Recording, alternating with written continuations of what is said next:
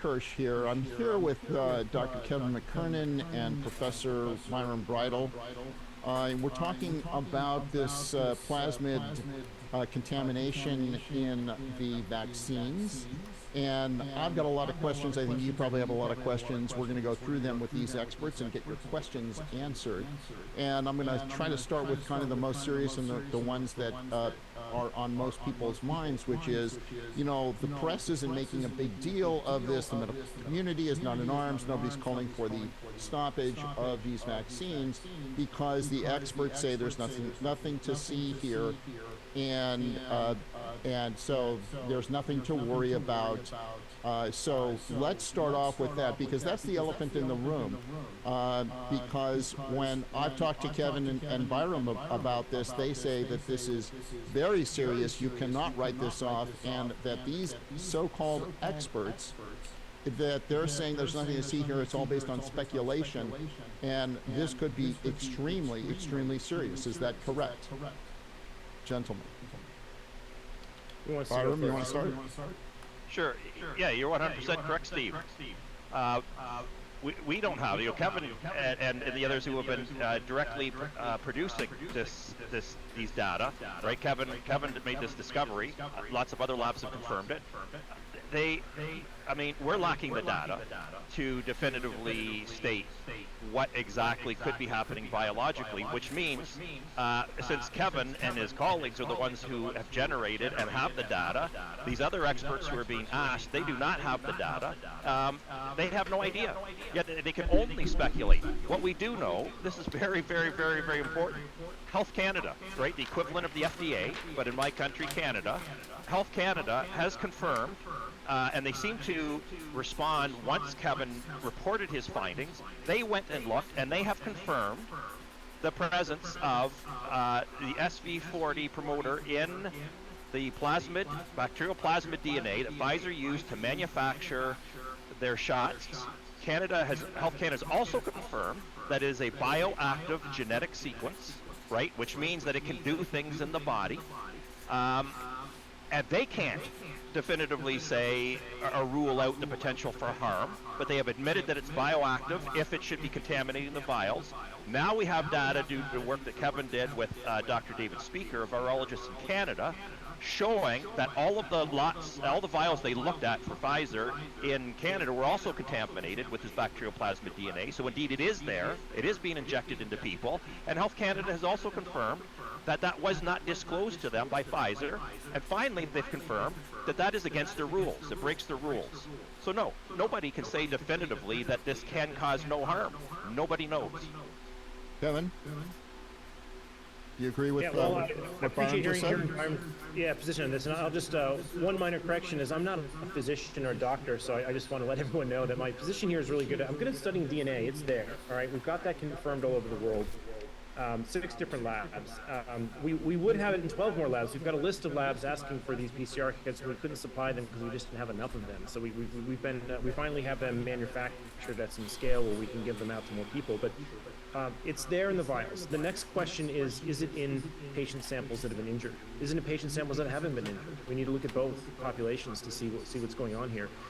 So for those not familiar with what this bioactive molecule is, this SV40 enhancer has been published prolifically as being a tool used in gene therapy. So it takes DNA and drags it right to the nucleus in hours. We can also forward your audience other papers suggesting that when you do mammalian transfection like this, a subset Yo, of the Moonraker, what's up, cells, man? 7 to 10% of the It's cells sunny are out. permanently Nice, man. integrated In when you Australia. bombard them with Nice, dude. linear fragments of DNA like this. So to say that this isn't an issue is really, I think, willful misconduct. You have to take a precautionary principle and say, no, wait a minute, we don't know if this is an issue. We know there's DNA in there that shouldn't be, that was never disclosed and never consented to. We know it's in a transfection vehicle, and we know it has a sequence that drags it to the nucleus. Those 3 things are enough to ring alarm bells to stop. Stop and look to see if there's integration happening. Let me think. No, it's fake, dude. Let me show you. Let me show you the reality, bro. Yo, what's up, Christian? How are you? Go ahead. Yeah, I mean, at a very minimum, the regulators should be warning the public. They should be saying, whoa, we have a major problem here. We're looking into it.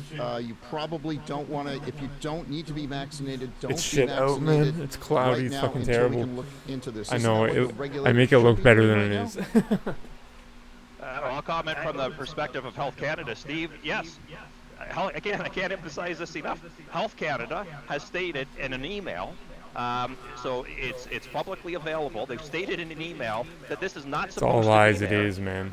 And they've confirmed that it's a bioactive molecule. It's not supposed to be there. It breaks the rules. I mean, if they want to maintain any thread of trust in them by the public, they need to immediately put a moratorium on this. They need to, like any other drug that would be found with a contaminant that was not disclosed to them, would be recalled immediately. That is exactly what should happen. So I actually disagree with you. I wouldn't say if there's anybody who doesn't need it, don't take it. I would say Health Canada, the onus is on you now. You admitted this months ago, but you were wishful, or you at least were okay because Kevin's data was reserved to the U.S. It wasn't linked to your regulatory policies. But now Kevin and David Speaker and others have shown that it applies to Canada's vaccine vials. So Moonraker, now the public knows this. the The title onus is doesn't on refer to you. you because you have a you've, contaminant now that you have publicly disclosed to everybody is not supposed to be there. was not you've revealed said to that. to You came out breaks against your rules. the I mean, injections, so this is the case, Steve. How many lies do you have to tell? I just don't know to how. be a I don't know how to liar, convey right? information So to if people Health that won't Canada wants to listen. I restore just don't faith, know they have to anymore. immediately recall I'm this going drug. down the path But of they bullying because there's no way that they're going to They've listen, done read, and nothing. admit that they're wrong. They've done done nothing nothing other so than confirm it. It's the only fucking way. That's right. I'm really confused on what they're waiting for. The adoption rate of these is so low. Like, what thread are they? But it's not hanging against you, my onto, man. To keep them there. It's against the people that There's won't very admit little anything risk to for them themselves. pull these at this stage when no I one's think that taking- they were very better few than people are everyone taking else. them Anyway, I think it's important nonetheless that we push on this And they because still there's do children today. and pregnant women and a host of people right. that don't know this information Yeah. that are getting hit with it. Oh, Yeah, and can I mention one? Okay. thank God. Don't read it. Yeah, can I mention one more thing, Steve, based on what Kevin said? What's very important is Kevin and David Speaker No, we're and, just and so several angry, other man. authors have this preprint that they just put out. It's the people that which discriminated includes the this not Canadian data, but what admitting also is included in they, there is they very don't important. admit any It backs up fault. what Kevin They was don't even saying. admit that I they're agree. fucking little pussy When I fucking say that cowards. there's no like hard evidence of That's harm, not you. I'm talking about That's those people that don't admit that who they're are wrong. saying there's nothing to see here, right? There is no problem. They have no evidence of that. Like Kevin mentioned, there are lots of theoretical harms, lots of potential mechanisms whereby this bioactive genetic sequence could cause harm. That is in and of itself sufficient. It should be sufficient in science to say we've got to stop, we've got to do the research now to definitively answer these questions. But get this, what they showed in this preprint article is that the batches, the Canadian batches, they were able to link them to adverse event reports, and the batches that were most contaminated were associated with the highest number of adverse events that have been reported. There's a correlation there, right? So in fact, there is some evidence in the hands of Kevin and his co-authors, right, that does suggest harm. It Yeah, can't be ignored. irreparable harm, by the way, right? Yes, and that correlation was evident with Pfizer. It wasn't evident with Moderna, but we need more data. There obviously could be confounders here, but this is what VAERS is designed for, is hypothesis generation. Yeah. When you see signals like this, and there's other data that's not in the paper that is public that people should try to. If you plot those on those charts, they'll reinforce this. Like Philip Buckhalt's lots weren't in this because they weren't from Canada.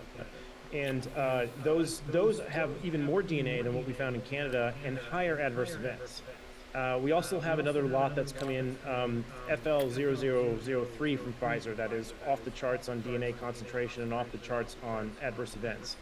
They're the lots that were in Germany. There's a couple other lots floating out there that all sort of reinforce this trend that higher concentrations of DNA are having higher adverse events.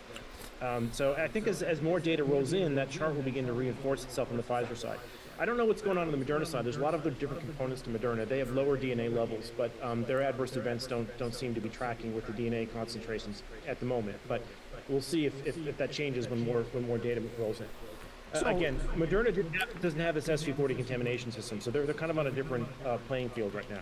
Yeah, so but if you're stuck in the middle here in terms of, hey, some experts say this and some experts say this, the data that you have is moving it towards the, hey folks, this is very serious. It's not moved, the data that we have, the little data that we're getting suggests that this is much more serious than there's nothing going on here. In other words, if you had to call the odds here, it's like if you were to call the odds about that this is serious or very serious, would you give me 60-40 odds? Would you give me 80-20 odds? What's your feeling if I were to ask you for a Higher. number? Higher, 95.5. Only because 95.5. we've got evidence there being a problem here. It was not disclosed to the regulators. Theirs is on fire, and we now see this contaminant in many vials internationally. So I don't think they should leave them any wiggle room here on what needs to be done. This is a hit the brakes moment. Okay, Byram. Yeah. So my comment. So I'm a scientist and a hardcore researcher, right? So when you ask a question like that, I find it more difficult to put numbers on it. I don't disagree with Kevin at all. So the way I would put it, though, as a researcher is you look at what the existing data is, right? There's a research question that's been posed. So I view the question that you put to me as being a research question. And then you say, okay, I look at the existing data. So what would be, and understanding the mechanisms in the existing data, what would I predict? In other words, what would my hypothesis be as I move forward with this kind of experimentation that Kevin's going to do? My hypothesis would be that it's going to be found to be harmful. Yes. Chris, what if I were to ask you for odds? Would you? Kevin said 95.5. What are your numbers, Chris? Well, hi Steve. Hi Byram. Hey Kevin. It's good to see everybody. Chris, good to see you. Likewise. So I don't know yet because a lot of my research to this point has convinced me that the spike protein itself is toxic, but I differentiate that I think what I'll call wild type spike protein, because there's a lot of them, right? There's the Omicron spike and the Delta and all that, right? But this obviously probably grotesquely misfolded pseudo-uridine outproduct that comes from the vaccines has its own toxicity profile. I think we've got good data to say that alone is doing something. And now we've got this plasmid on top of that, so I don't know where to differentiate these effects yet, but I Yo, Baron, what's up, man? Just at an FLCCC. Have you kept up with this news? No, dude, you're fine, man. No, I didn't mean. No, dude. Yeah, dude.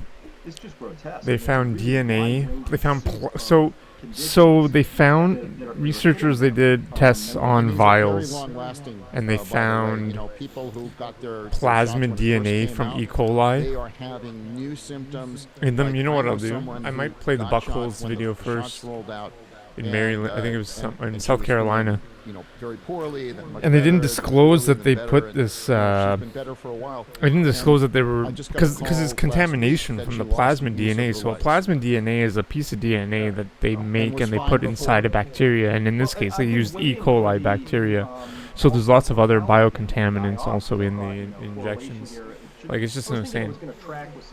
So this is the discussion on it. I think I'm gonna go back and play the Buckholz exposure video. Like, it's just so insane. It's just too much. Wait, this is the short one? It's just too much, man.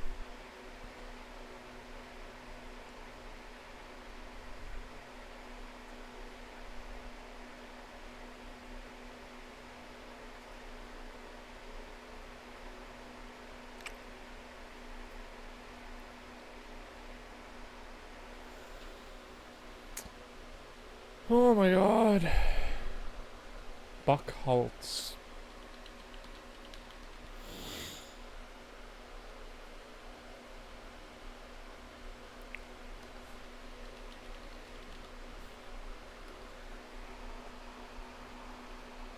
Yeah, dude, it's devastating.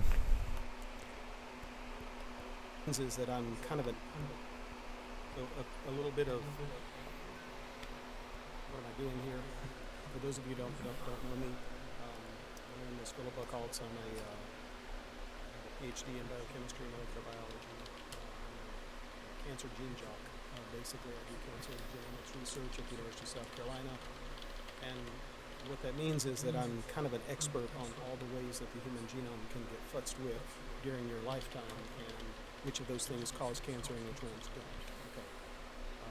So technically, that means that I'm very, very skilled in the art of DNA sequencing. Okay, I can figure out the sequence of things that I didn't know what I was looking for, and I'm also pretty good. When I say I mean the people in my laboratory. You're not going to hear their names, but there's a group of people that do this excellent work. We're really good at detecting foreign pieces of DNA in places where they're not supposed to be, even if they're low levels. And we used those skills during the pandemic. We invented the COVID test that many of you did the spit test. Okay, that came out of my lab because we were really good at that kind of stuff. And so I've earned a fair amount of respect in the state of South Carolina and in this body because we did a ton of COVID testing in the middle of the night when people were afraid, and we told them, no, you don't have COVID in your home, or yes, you do. So my qualifications to comment on this are both technical and kind of relational in the state of South Carolina.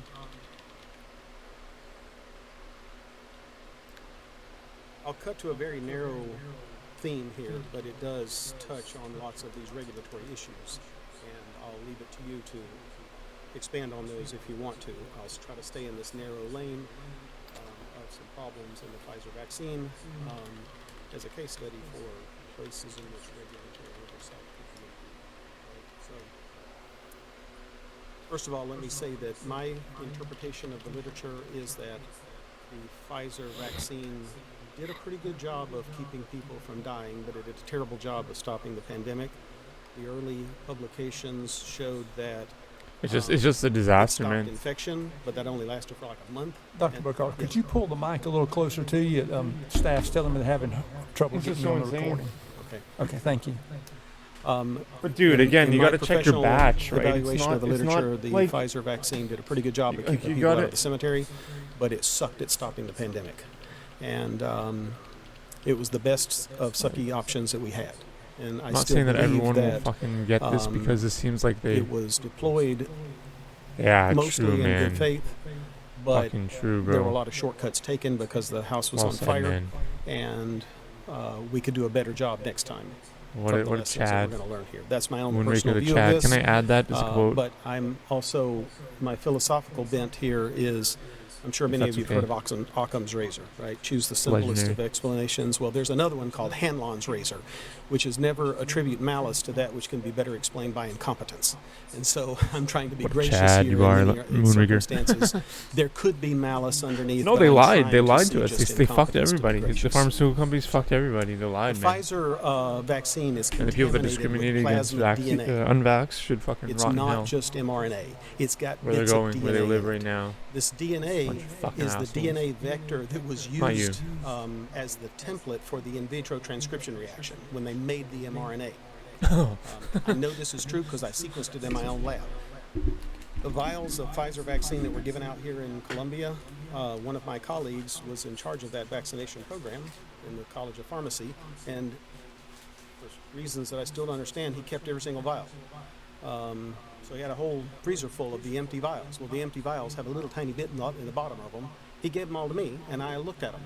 We had 2 batches that were given out here in Columbia, and I checked these 2 batches, and I checked them by So there's sequencing. there were other studies that did the same thing, I and they sequenced all the DNA that corroborated was in the results. Because if vaccine, you go on and I can see Blast, what's in there. Blast X, And it's surprising that there's any DNA in there, and you can kind of work out what it is and how it got there, and I'm kind of alarmed about the possible consequences of this, both in terms of human if you health and Google, biology. if you but you should paste the be sequences in alarmed about the Blast, it regulatory connects process them, that and then it happened. links them, and then it's like a free So this program DNA, online. in It's my one of the view, best for DNA sequencing and RNA it and could proteins. be causing some of the rare but serious side effects like death That's from what they did. cardiac arrest. There's a And lot they of all, cases they now, all, like of these things people are, like these having plasmids are. suspicious death I don't know how many after base pair vaccine. sequences It's long, hard like to 3,000 believe 4,000, and it's they just, all corroborated, and they temporally found exactly associated. the same ones. Like it's just, And this DNA is a plausible mechanism. Okay. This DNA can and likely will integrate into the genomic DNA of cells that got transfected with the vaccine mix. This is just the way it works. We do this in the lab all the time. We take pieces of DNA, we mix them up with a lipid complex like the Pfizer vaccine is in. We pour it onto cells, and a lot of it gets into the cells, and a lot of it gets into the DNA of those cells, and it becomes a permanent fixture of the cell.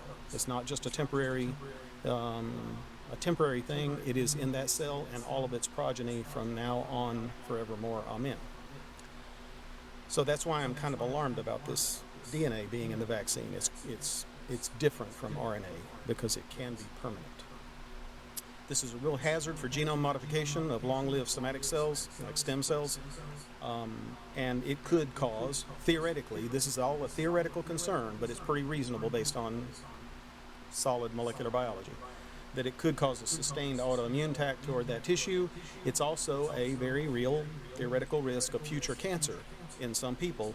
Depending on where in the genome this foreign piece of DNA lands, it can interrupt a tumor suppressor or activate an oncogene.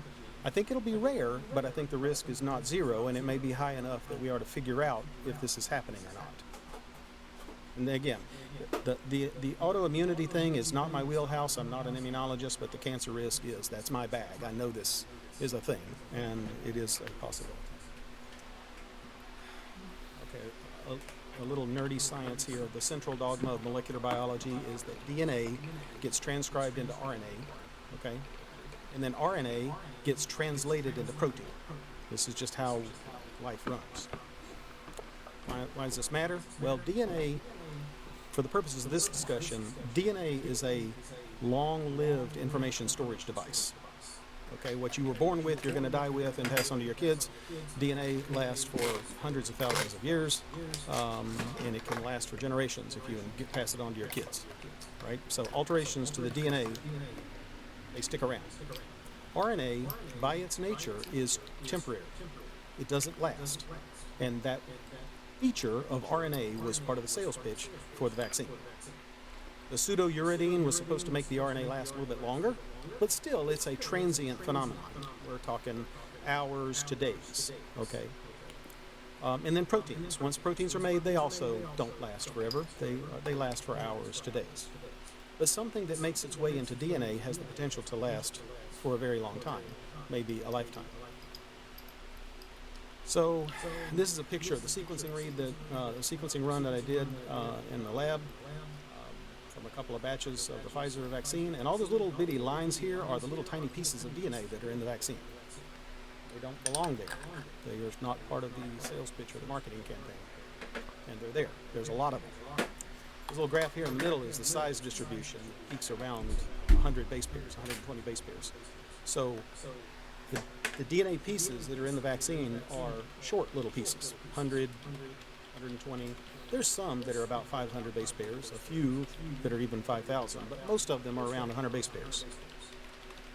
Why is this important? Because the probability Sure, my man. of a Yo, DNA, thanks, Mooney. Thanks for being here, DNA man. You're the man, dude. Thank integrating you, bro. into the human genome is unrelated to its size. So your genome risk is just a function of how many particles there are. So it's like, if you shoot a shotgun at a washboard, if you shoot a slug, you have some probability of hitting it, and if you shoot buckshot, you have a bigger probability of hitting it with some shot, right? All these little pieces of DNA that are in the vaccine are analogous to buckshot. You have many, many thousands of opportunities to modify a cell of a vaccinated person. The pieces are very small because during the process they chopped them up to try to make them go away, but they actually increased the hazard of genome modification in the process. That's how this got here. In my view, somebody should go about sequencing DNA samples from stem cells of people who are vaccinated and find out if this theoretical risk has happened or not. I think this is a real serious oversight, regulatory oversight that happened at the federal level, and somebody should force this to happen somewhere. Dr. Burkhardt, if you allow, are you capable of doing that? Yeah, we do that kind of thing, but in order for it to be trustworthy, by the public. This has to be done by lots of people. Right? Okay. I'll talk to you more about that later. Yeah, this is our deal. This is why I know this should have been done at the federal level. Okay. So we took all these pieces of DNA and we used them to glue together what the source DNA must have been. This is kind of, again, this is what we do in the lab all the time. And all these little red and green lines here, these are all independent little pieces of DNA. This must have had 100,000 pieces of DNA in this sequencing run.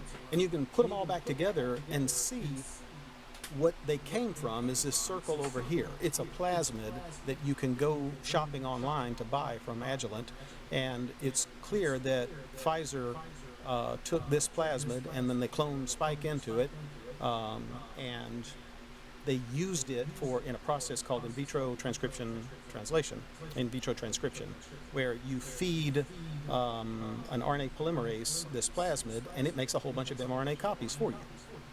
Okay, and then you take this mRNA, you mix it with the lipid nanoparticle transfection reagent, and now you've got your mRNA vaccine, but they failed to get the DNA out before they did this. So these little pieces, they did make some effort to chop it up, so all these little pieces of the plasmid got packaged in with the RNA. That's clear as day what happened just from the forensics of looking at the DNA sequencing. Okay, a little bit of a regulatory note here. The way you do RNA transcription, in vitro transcription reactions, you have to give it a DNA template, okay? And you can give it a DNA template that is just a synthetic piece of DNA that is only the instructions to make the RNA, and that's what was done for getting the emergency use authorization and the clinical trial. It's called Process 1, if you look up that kind of stuff. They made a PCR product of just the bits that they wanted, and then they did the in vitro transcription, made a bunch of RNA of that. There was no plasmid DNA to contaminate the stuff that was used for the trial. But that making that PCR product doesn't scale the way that was necessary to vaccinate the whole world. So a cheaper way to scale up the production of this template is to clone that PCR product into this plasmid vector, put the plasmid vector into bacteria, and then you can grow up big vats of the bacteria. They make a lot of the plasmid DNA for you, and you use that plasmid DNA as the template to drive this transcription reaction to make your RNA. And that's how the contamination ended up in the production batches, even though it was not in the stuff that was used for the authorization trials. So I know it's a little bit of nerdy science, but it has regulatory implications for you guys.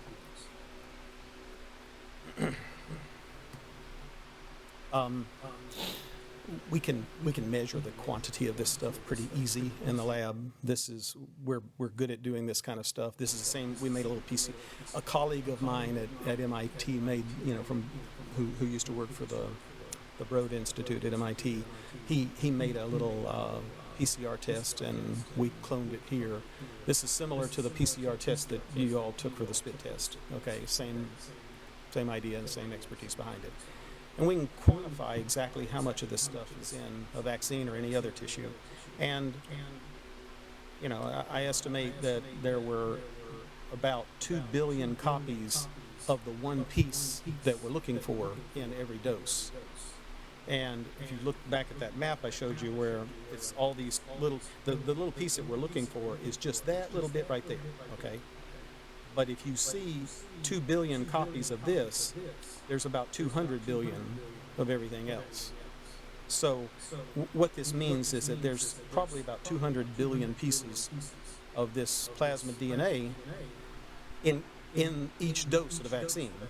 200 million! Encapsulated 200 in this million! nanoparticle, so it's ready to be delivered inside the cell. Okay? This is a bad idea. My conclusions from this, we should check a bunch of people. Conclusions from this. Fucking tragic.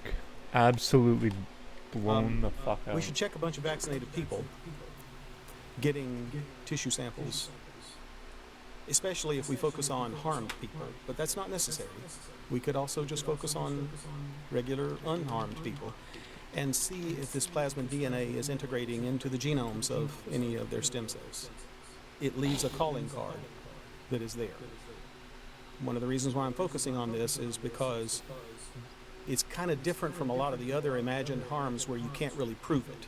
You can be suspicious because of the timing, but you can't really prove it. This one you can prove it because it leaves a calling card. Okay. You find it in the stem cells of harmed people. It's equivalent to finding a certain type of lead in someone who is now dead. It's pretty reasonable to assume that that's what caused it. The royal we, meaning you guys, should insist that the FDA force Pfizer to get the DNA out of the booster and all future versions of this vaccine.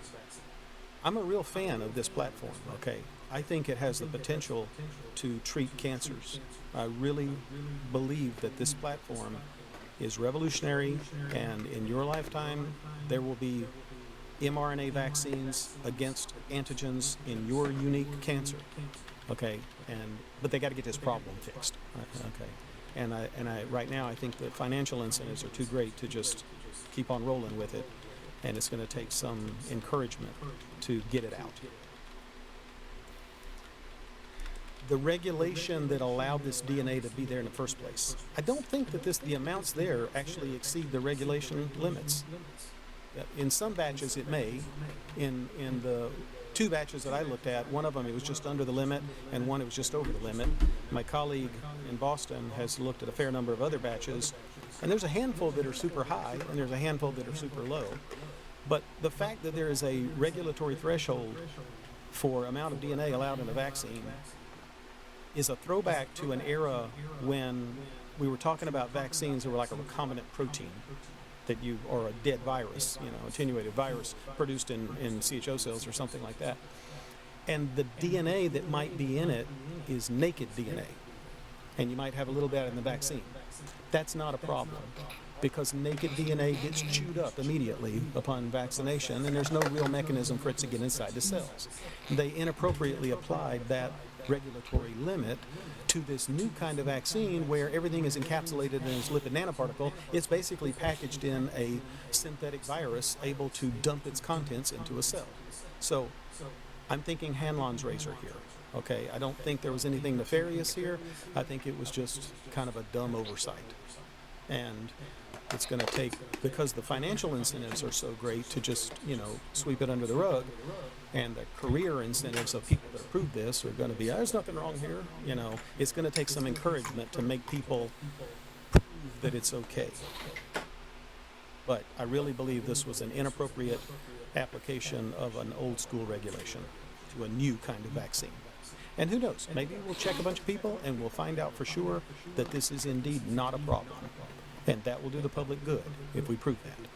Mr. Chairman. Senator Cash.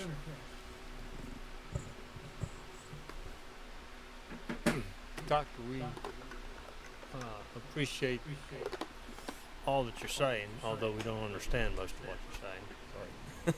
I have a limited amount of time. I hear someone down there agreeing a lot, so you must have been a chemistry major. Of vaccine boostering and uptake, and it just keeps going, So I don't. Yeah. These are really tricky signals to deceptive. And I should clarify my point. Is I wasn't saying 95.5 that it definitely harms people with DNA. Just that 95.5 that this is a material event in the disclosure process, and that it's going to be legally significant. Right. Okay. So you. Okay. Great. Yeah. If I were asked about the legal, yes, I would say 100%.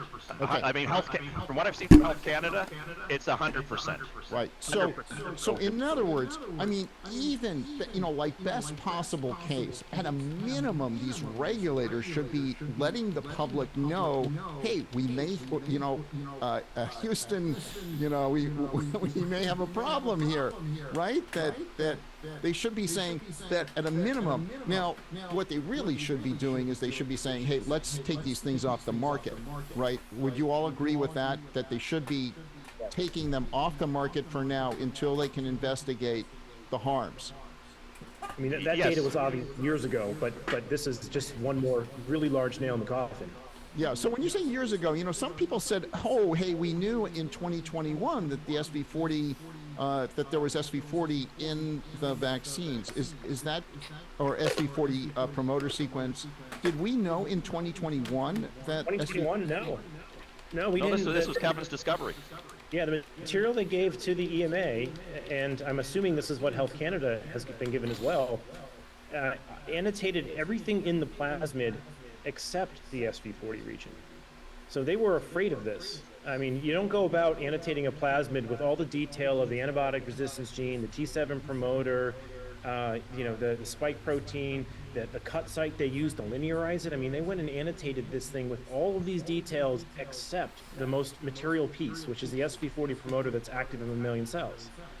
So to me, that is they're clearly hiding it. Okay, so they showed the gene they had the regulators had the SV40 gene sequence, right? The promoter gene. Yeah, so they had the entire plasmid sequence. Okay. They had the map, and in the map you sort of paint on the map what the parts mean. There you go. And what they didn't paint was the SV40 region, although they gave them the sequence so they can kind of slip it in, but they didn't spell out what it meant. Okay, so you see, Steve, this is what Kevin's talking about. See, it shows cut sites, it shows all the bioactive genes that are in here, everything, and you can see all the labels. But they didn't. So they disclosed all kinds of things, but not that SV40 enhancer. And can I just tell you something, just really quickly for your listeners, Steve, because I think this is really important. Listen, I've got the quote. This, so your listeners understand. This is what Health Canada, your equivalent of the FDA, said in an email. This isn't my words. This is what they said. Listen, Health Canada expects sponsors to identify any biologically functional DNA sequences within a plasmid, such as an SV40 enhancer. And this is to be done at the time of submission. And then it says here, Health Canada says... Wait a minute. It said that? Yes.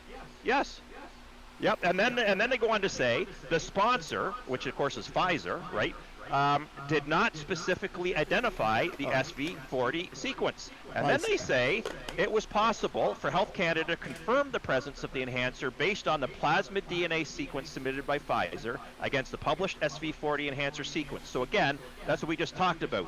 They submitted the sequence as a data file, right? So they have a computer file sitting there with the sequence. They could see, and then they looked at Pfizer's document after Kevin published his data, and they said, my goodness, Kevin found this, but it isn't listed anywhere on here. But we do have the gene sequence, so we can go back, and Kevin's the expert on this. He can tell you, you could blast that in a publicly available database, a beautiful one that your government offers, and in a few minutes you can show, bang, 100% match for the SV40 enhancer sequence in the plasmid. That's what they did.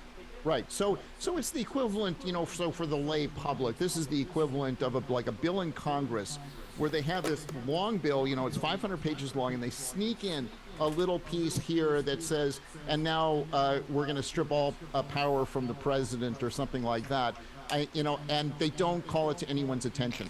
But they can say, yes, it was in the bill that you signed, but they didn't call it out. It's not as simple as that. As I just mentioned to you, Health Canada themselves has disclosed Pfizer is required to disclose to them any bioactive sequence. So it's worse than that, because it's not just that it got snuck in, it's that it got snuck in, but it's equivalent of there being a rule. You cannot sneak anything in without making it explicitly clear to us that you've inserted that. Yes. Okay. That's the difference. Okay. So we have a diagram on the screen here. And this is Kevin's screen, and this is, there's a duplicate of this in Kevin's video testimony that it was on the World Council for Health.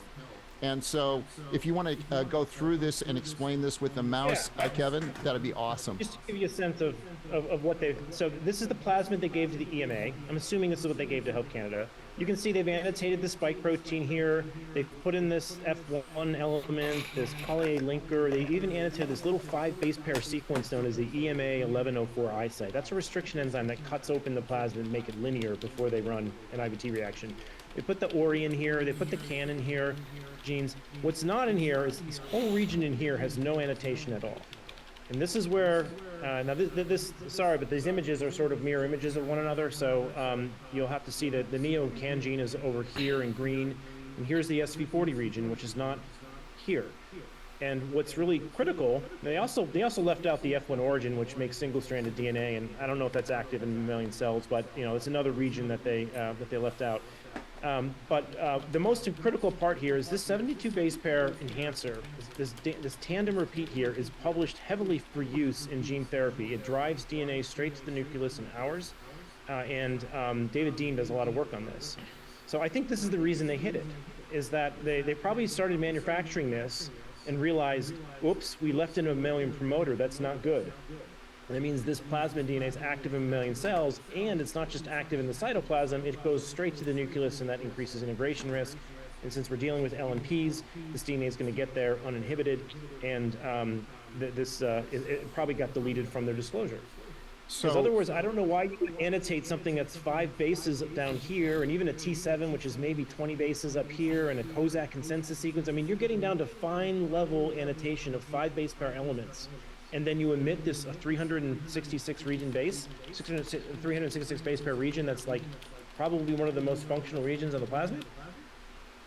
So to me, it's clear someone hid something based on the details that are in this map. So it was intentional. It was intentional. Is that what you're? I think when you put this, you're speculating. You're speculating, but you speculate. But I want to back up the speculation. People don't go into plasmids by hand anymore and annotate these things. They put them in tools like SnapGene, which is what I did. You download this for free off the internet. Yes. You plug the sequence, and it paints all of this stuff on there. So I would have to actively go and delete this stuff from SnapGene and then give it to the FDA. Yeah, and anyone can go to SnapGene and do this, by the way. Yeah, anyone. I have something on my Substack that teaches people how to put a DNA sequence in the SnapGene, and they can put this in there and see that it automatically annotates all this stuff. And you'd have to actively go and delete the information to get rid of this stuff. So there's no way in my mind that they just forgot about this. Any annotation program painted this, and someone had to actively go and delete it. And Steve, I want to back that up. So, because I hadn't even thought of it from that perspective, Kevin. You're absolutely right. My lab uses SnapGene as well, because we make virus vectored vaccines all the time. So there's all this cloning work that goes on, and SnapGene is used. So Greg, DTX, Kevin's what is right. up? It would automatically label. How are you? I never thought about that. Actually, it's a very interesting point. How are you, Greg? They would actually have to have removed a default label. Oh, we're learning about. Right, Chris. We're learning about. Well, how there's plasmid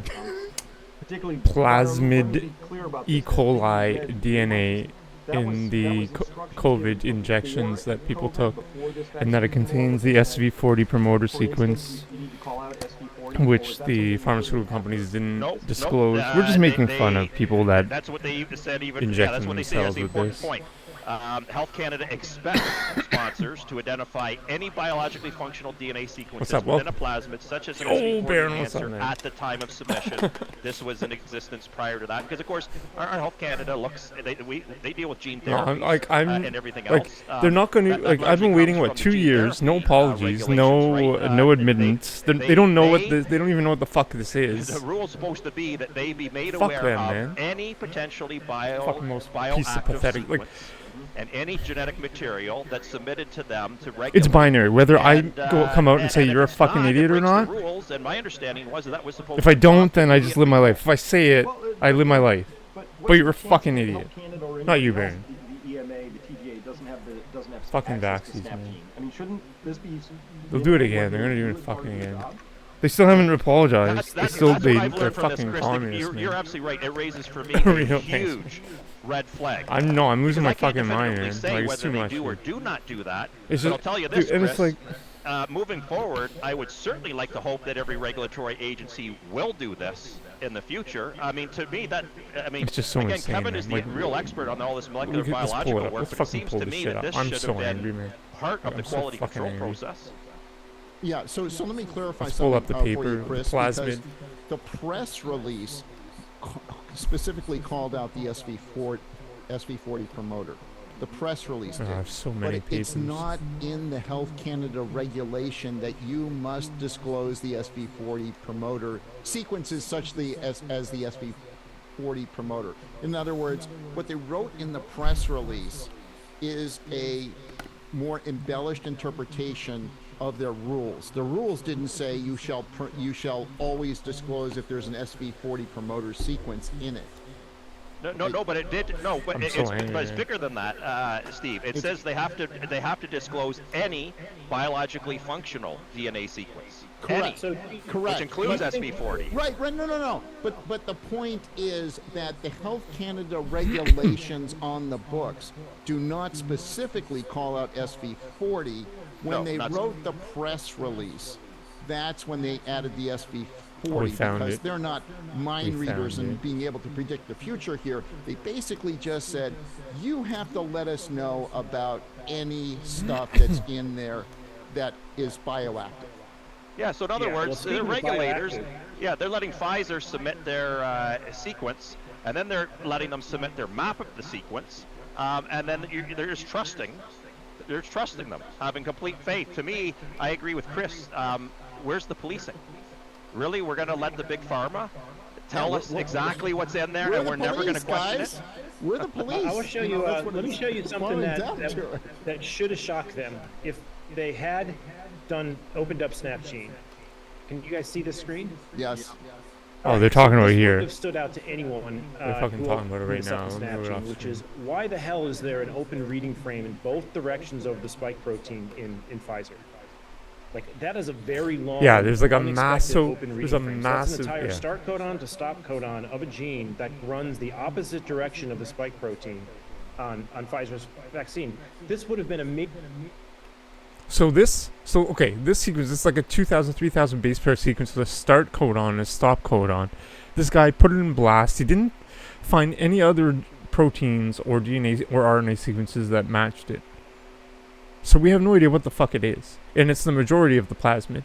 It doesn't match anything. But it has a start codon and a stop codon, which means it's transcribed and probably reverse transcribed. Major alarm bell. If they just loaded which means put into cellular DNA in the nucleus. I didn't do any work here. Snapgene highlighted this for me. All right, this has been published too in other papers. This isn't some spooky thing that's come up on my computer. Like people have made note of this, that the Pfizer plasmid, interestingly enough, can be read in the opposite direction without any. Sorry, man. No, I'm sorry, dude. Like I really am, dude. Like I'm just so angry. That's going to be a bioactive molecule. I left my work 2 years ago. And I was fired from my job in Miami for not wearing a fucking mask. Anyways. I'm just losing my mind, dude. I'm sorry about that, dude. The only reason why I'm doing this is because no one's going to understand the severity of this unless we, talk about it. Ever since the sequence came out, let me see, the first sequence that came out was... Yeah, we got fucking raped. Mandated. No, those motherfuckers, those people are going straight to fucking hell.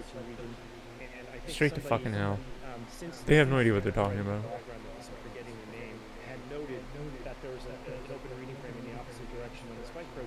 I'm sorry, man, and it's just like I'm so angry. I did have the knowledge. I studied a lot of biology, like a lot of biology. I have a couple of university degrees in microbiology, and I'm disabled. And they fucking, you know what they did to everybody. It's just so insane. And I'm still unemployed 2 years later, not giving a fuck. I haven't gotten COVID. There'll be symptoms. That's good, man. Good, Greg. It is, yeah. It's on the other strand. So, GTX. We don't know if it's got a promoter or not. So this is a really good question. Is how do you predict internal ribosomal upgrade? Which is not there aren't good computer programs to look for irises, internal ribosomal irises. This is a place where sorry, man. I'm just venting a bit. Now, it's just too much, man. No one will admit it. No one will admit. Well, you admitted. SV40 promoter Thank you. Over here, which is this 72 base pair piece is a bi-directional promoter. It makes RNA both directions off this molecule. So it will make an RNA that goes this long. The question is, will the ribosomes read it? Because we don't know if there's a Kozak consensus sequence anywhere in here. I didn't see one, but I'd ask others to go and look because I've been told the iris elements are hard to bioinformatically predict. But either way, even if you chop all this stuff up and it integrates, you're going to end up getting these little open reading frames that are likely to be in frame, that get integrated and have a short peptide that's non-human that could get displayed in cells, right? It's just something that, when you're doing codon optimization, this is a flag. Like you don't want to have the opposite strand be fully coding, because it's more noise in the system. So it creates risk. It creates risk, and it's a sign that no one looked at this. Some advisor gave them the sequence, they put it in a file, and that was the end of the story. Right, and nobody's asking, like, why did you do this, and how come, this is there, and why, aren't you doing something to fix this? Why are these components needed? You can pull up Moderna stuff and see they don't have these things. So you're like, okay, Thanks, one manufacturer doesn't have as many Thanks, risks man. as the other. No, it's no worries, man. Thanks, buddy. It was just, my dream job at the University of Miami. So that's interesting. Yeah, this is the- Pfizer's Anyways. been pushed the hardest. They weren't even scientists. Yeah, and the other thing in here to keep in mind, right there, that's the Their promoter. their the Vanguard NSF promoter is the grant promoter that proposal Moderna uses. involved Pfizer a has it too. section So all of this stuff here is on just all risk, no their no Mexican Application, yeah. PhD student I agree. and their my black understanding is, correct me if I'm wrong, Kevin, master's but student, the ideal, and why them plasmids being to be Mexican using for and this are the black ones that are is stripped down better to the minimum to receive the bioactive money. sequence that are needed, right? So No, like it's they even weren't themselves. scientists. Right? Just get rid Yeah, of anything they're that's racist. essentially create complications. Right. Yeah, so They weren't and I- biologists. I got a quick 100%. They question weren't for that sequence biologists. that you were Like- just describing, like, because it that's was- a concern for me as well. Are there any They sequence weren't biologists. similarities to any known They were psychopaths. human I'll proteins that I are will even send you apart this. I'll send you thereof? this. And- I'll but send you the that's- I sequence mean, I for it. kinda knew that quickly blasted and didn't get The any entire hints education that and were of interest university or made system any has just sense, completely but been I've been replaced told by that I shouldn't just psychopaths rely and on diversity NFR hires that and aren't blast. at There the could be same other quality protein level places I should be just due to the searching fact to of see if there's diversity hire something else laws. that comes up. Yeah, if you mind sending it to But me, I'd that's- like to have a look. So Because you're right, Yeah, because yeah. if that gets expressed, that could be But it's fine. Like that's I something haven't that the worked in immune 2 system will years, so definitely I'm respond just to, so I'm it would be chilling. very bioactive. And this all links back to, I think, what Chris was saying as well. I'm and lifting you, weights. Steve, with this Base, thanks, idea man. of the Thanks, time buddy. with this, especially this new information. I've been swamped with Buddy. questions from people, like what are the safety implications? And a lot of people have done their research and recognized that this bacterial plasmid DNA can be very long-lasting. Like Kevin said, especially if any of it gets integrated, thanks, it's going to Greg. be there for the rest of the cell's life. And to me, it links to what you were talking about adverse events long term. And I've said to people, and they asked me, I said, I wish I nice could of tell you. you, but I can't predict what long-term consequences would possibly be because we don't know. We haven't been able to study this. But that's what we have to highlight here, right? These That's plasmid nice of you. DNAs, we were told the modified RNAs would be Yeah, gone but it's quickly crazy, within man. 36 hours in the body. We know that's not true, but these plasmid DNAs, like Kevin They're said, sexist for and plasmid racist. DNA, bacterial plasmid DNA is a very robust. It's complete. I mean, molecule. Canada, man. It's complete. That- I mean, they're you know, doing the so same thing this kind of worldwide, stuff but in that Canada, could it's potentially be a mechanistic explanation for the things you were observing, Steve. Right? Why things can be It's- happening it's well just like- after having received shots. So the question is, why is it there? Why is it in the vaccines at all? Is it just because, And the issue is, this was the like, there's no expedient way and we needed to get it out quickly, and our that I would manufacturing want to process kinda ever left it in, and we didn't do anything to clean it up because go back we knew the and like regulators wouldn't help look. and work Or, for like, society what is the again rationale for until all of these things they admit being this kind fact. of in there, because they all create risk. Like- Why are they there? Why do you think they are there? I E. suspect coli it's more plasmid speed DNA, type man. activity. I can't get in people's heads and understand intentions, so I don't know that this They is injected people with put in there. DNA. People move very quickly. With I a gene suspect therapy Pfizer's SV40 vaccine, promoter plasmid, sequence the idea that behind brings that plasmid is the that we could express this in DNA mammalian sequences cells, into the and that could be nucleus very in a helpful for us lipid to study what nanoparticle proteins made. So put it in a friggin' vector that works in both that bacteria bypasses and every in single mammalian cells. fat That way layer we in can the shuttle body. back and forth, and It's we've all had insane. some more biochemistry we could do. That makes total sense to me that someone would do It's that. criminal. And then It's probably lethal. graduate into the vaccine. It's yeah, if you're a insane. researcher working on this spike protein, you want to put it in a plasmid that has some universality to it, so you can study it in mammalian cells and then amp it up in bacteria. But that's using human beings as guinea pigs why I have in to, your dude. experiment, right? I'm suggesting they were probably they had the interest of maybe putting this in HEK cells or something else to see. Okay, let's express the spike protein in mammalian cells and then mass spec it and see how it glycosylates or whatever. Like you could use the plasmid as a model to study the Like, I've gone production insane. of the actual protein. I've gone But absolutely not, fucking insane. but not in a vaccine that is given in No, of billions of course, doses. yeah, they should have removed it, but they probably just ran with the research plasmid and used that as the production plasmid. Thinking, Steve, I concur. I concur with Kevin. Right, we've all been told, we were all assured that no corners were cut. But I agree with Kevin. It makes sense. What he said is that's exactly how you would That is design cool, something Greg. for the research stage. So to me, this was for the preclinical and translational research phases. And to me, this is probably exactly what Kevin said, an example of the And that warp Behrens is a speed quote too, actually. rate at which these were developed, coming out in the fact that they didn't have the time to redesign the plasmid, like Kevin said, for the clinical use. Right. Now this is and they making probably sense. thought they could get rid of it all, right? Oh, we're just going to erase that, so we're going to cover our tracks, and no one will know that we used the research. Texas.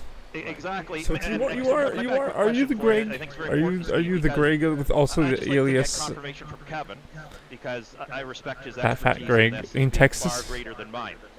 Because it was Around confusing to me. North So I'll Dallas area? disclose, I sat on the advisory committee for graduate students. You don't have to dox yourself, but if you're that, the same Greg, that's who cool. was Man. developing If you're new Greg from Texas, that's for cool use too. in poultry, actually. From Texas with them, And yeah. of course, we advised that after Oh, wow, the insane. mRNA was made, so it wasn't the modified RNA, but after the insane, RNA was man. made, to get rid of the DNA. And they used DNase, an enzyme that can digest it. I They had tried no that in problem Florida, getting rid of dude. it. So I was very confused at first, but then I saw But a it's paper I'm Canadian, recently man. suggesting that the issue here is that with these modified RNAs, It's fucked. They you don't. get all of They these don't odd, hire like, foreigners. multi-strand, in fact, like DNA Only, like, and Indians. RNA combinations and stuff. And Oh, and the pay was apparently shit, it's too. very difficult to actually get rid of the DNA. Is that true? It does. In fact, if you look at Thanks, Moderna's RNA, they have a 100-fold more spike DNA than they have vector DNA. So when their DNase goes to town, it clears out the backbone of the plasmid, but it can't digest the no spike way. DNA as well. And Oh that's my God, I'm presumably sorry, because man. There's a lot of spike RNA that's protecting the DNA Sorry, from man. nuclease activity. So when T7 makes RNA, and Yeah, I and remember you're putting in we- these modified nucleotides that alter the melting temperature of the RNA, and they're Shit, really dude. sticky. What happens is you get a triple helix. You get an RNA, an R loop, which is an RNA-DNA hybrid. And some nucleases I can clear are the good at chat by resolving that, and doing a some aren't. cool- They use DNase 1. If you go through just simply through any of these catalog, you would not use that. You would use DNA XT, which is actually designed to get rid of R loops. So That's there's other good point. nucleases they could be using to clean this up. And I don't I think take people should anything know that off this is the a very table. fixable problem. And I think even if they fix it, I don't think they're out of the woods. Well, I just want to emphasize the fact that this moved so quickly that they used they used the first enzyme you would pick, which is DNase 1. But there's many other enzymes that have been evolved to actually do a better job at solving this problem that they never got to. Okay, and so I wouldn't be surprised if they could do it very quickly. So Kevin, I find it very interesting. I didn't realize that so it's interesting that you've identified other DNases that could be used to more effectively get rid of this stuff. So with that, my understanding is, looking at your preprint article, your very recent one that you just released a few days ago. Oh wow. That Nice. it was the first evaluation of Moderna's newest booster. And I'll tell you, so I know, and of course I work closely with David Speaker, who was doing a lot of research. I told him I'm 100% convinced they will fix the problem and got rid of it. But yet it's still there. The DNA contamination is still there. So there's the question then, if there's somebody like you, they could have called you up and picked your brain about, okay, you've identified. See, this is what research does. You identify a problem and then you come up with potential solutions. So why do you think they wouldn't have got rid of that? Because then they could say, for all this stuff you're raising, they could say moot. It's all moot point, right? It's all the historical shots. We fixed it. Yeah, we fixed I it. think as long as they have a liability waiver, everything's moot and irrelevant. So there's no motivation for them to fix this, which is why we really need to lean on the regulators to push on this, because they've given them a hall pass. So they're just going to keep claiming it's safe and effective until one of the family Yeah, in members. fact, there's risk if they change it, right? There's Okay, risk so this if they is change it, interesting, because they'd have though. to then do another clinical trial, and they'd be back to square one. So why change it?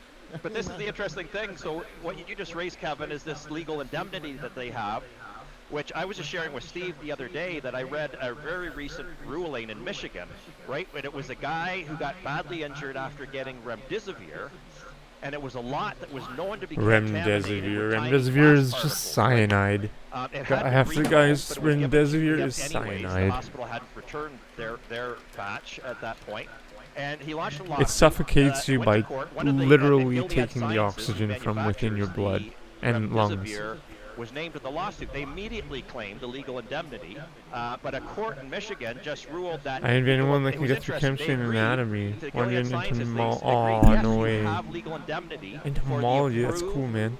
components Yeah, I of your studied product, right? That entomology. ingredient list. should not But you include don't glass have bottle. legal There's so many indemnity species of for beetles, it's insane. contaminants. And so would that not apply here to Pfizer? There's like a I ridiculous think amount so of because they species of didn't include, beetles. when you look at It's their like ingredient list, there isn't any DNA on it. beetles are one of the most Exactly. species It's not rich. on the list. I remember we both spoke at the World Clade Council for Health in the phylogeny of life. ago as well, and I showed the How many? the- Like, let's just so we Google had how a many Freedom of of information request to Earth's confirm, right, species what are Health Canada beetles? actually saw, and Health Canada has now through a Freedom of Information request released it, and we also have confirmed definitively that Health Canada on their approved ingredient list, there's no plasmid DNA, and now they've admitted that with that, in addition, like so even Holy if shit, dude. there Beetles, was that Coleoptera, there, represent still, one could 25% argue of the all SV40, like described Kevin said, animal was not species disclosed, on so this that's not planet. approved. So One even in if co- that one in were every okay, they were four okay with some plasmid animals, DNA, they weren't okay with the SV40. 400,000 So the way I look at it described legally, I don't know how species of Pfizer could beetles. possibly Holy escape legal shit, indemnity dude. here. Well, I think One they're in gonna- 4 animal possible way, species is a fucking one beetle. possible way, though, with glass particles, you have the contaminant. That's the and you most have insane harm. thing ever. They might say, well, there's no harm from this. So can I rewind just a bit? Because we were talking about Mm, the possible oh, harm yeah. that might come from this. Well, you don't know. It's Yeah, harm those are until there's nightmare harm mode. Is the issue. Well, so Those are but so they're going to try and evade that. So let me just play devil's advocate here. So they're going to say, oh, they're not replication competent, and even if they were, they're actually only in bacteria, and there's no bacteria in your deltoid, etc. So how, can you lay out the how would this stuff get uptake and do the harm? Yeah, I think you're right. They're gonna point out it's all broken up. It's within the limits, and the limits are at 10 nanograms per microliter. But man, I can never go back to society. I can never work in society again. They tried to fucking kill me. There's some lots that don't meet that criteria, and depending on how you measure them, there's a big debate on that. But let's put that aside. I think what wasn't considered in those regulations is that the DNA be encapsulated in lipid nanoparticles. They were assuming like a 10-minute half-life of DNA in the blood, which I agree with them. If it's just injected, it's going to get eaten apart, and it probably won't have. It'll be an adjuvant, is what they'll say. Is every contaminant they find eventually graduates into an adjuvant category, and so they'll pin it on that as, look, it's doing a little interferon response over here. That could be good for you. But the fact that we know it's in the LMPs means it's materially different than what they evaluated in the past, and we've seen even some FDA guidance from. It's Kilman, I think, is a paper we reference, or Klinman, we reference in a recent preprint that shows if there's any of these bioactive pieces of DNA, they're not the limit doesn't go to 200 bases. They're worried about 7 bases. Even as small as 7 bases that can integrate and disrupt a gene is a problem. So we really have to focus them on. This isn't about naked DNA. This is about transfection competent DNA. Knowing that it's bioactive that could get to the nucleus and create, in my undergrad, yes, event. molecular And you do no studies on biology, genotoxicity. These were made. pharmacology, So you can't say that there's no endocrinology, genotoxicity because you gave them a hall pass on genotoxicity. microbiology, And now we have a mechanism biochemistry, that could induce organic this. chemistry. So this needs to be looked at. and then my PhD I But did agree environmental because I biology. think they're going to go into So I exactly do, like, what they said, is they're my gonna say, PhD was "There's no more like evidence of harm, safe and effective, all community these people passed it, statistics. and There by was the way, these nanogram some limits soil we put in place chemistry involved. means that we're okay. Most of my It's like important that people know those nanogram limits were knowledge a is 1,000-fold lower before the Reagan from NCBI, what is it, the NCBI? I studied University of the Toronto National Childhood Vaccine undergrad Injury Act. biology. They were at 10 picograms. So I before really that. They put that in place. when and like, we were in the then labs. the I've done DNA contamination PCR, guidelines ballooned 1,000 polymerase chain folds reaction. I've in done 10 northern years. blots, southern blots. So there's like used to be actual much gels, lower running limit, gels and the of limits that they electrophoresis designed were based on and host different cell weights genomic of the DNA, which DNA or 10 nanograms, RNA you're talking about like 1,200 length copies of the human genome. That's goes not a only lot so of far copies. based on the weight, and then 10 nanograms of this material is like 200 billion pieces of and there's DNA 4 you get the active guanine, hydroxyls. adenosine, This is cytosine, and material thymine that's ready pairs to the DNA. To cause some harm. And then you could or piece at least together, get but now it's all ligated into something. computerized. But So I this do is wanna like, bring up this one is point like that a Chris fucking, touched this is on, finding a because fucking fingerprint at this the is fucking good- crime scene. This is what I'm good saying. devil's advocate This is what, position, like, right? I've this looked at is another so one, too, which is, fucking, it's, this is the fucking, this is the fingerprint, this is the smoking gun. Like, they're fucked. If it's dragging other crap along for the ride. I've kind of pushed back on that, being like, well, is that true? Is it binary? So I mean, Is and it for any people to cell that ignore it, goes no, to like, dies? fuck 'Cause you, if you're not that's gonna so, ignore how this, come you it shows up in, motherfucker. like, breast milk and plasma Not you, and guys. exosomes and all this other stuff, like a year later.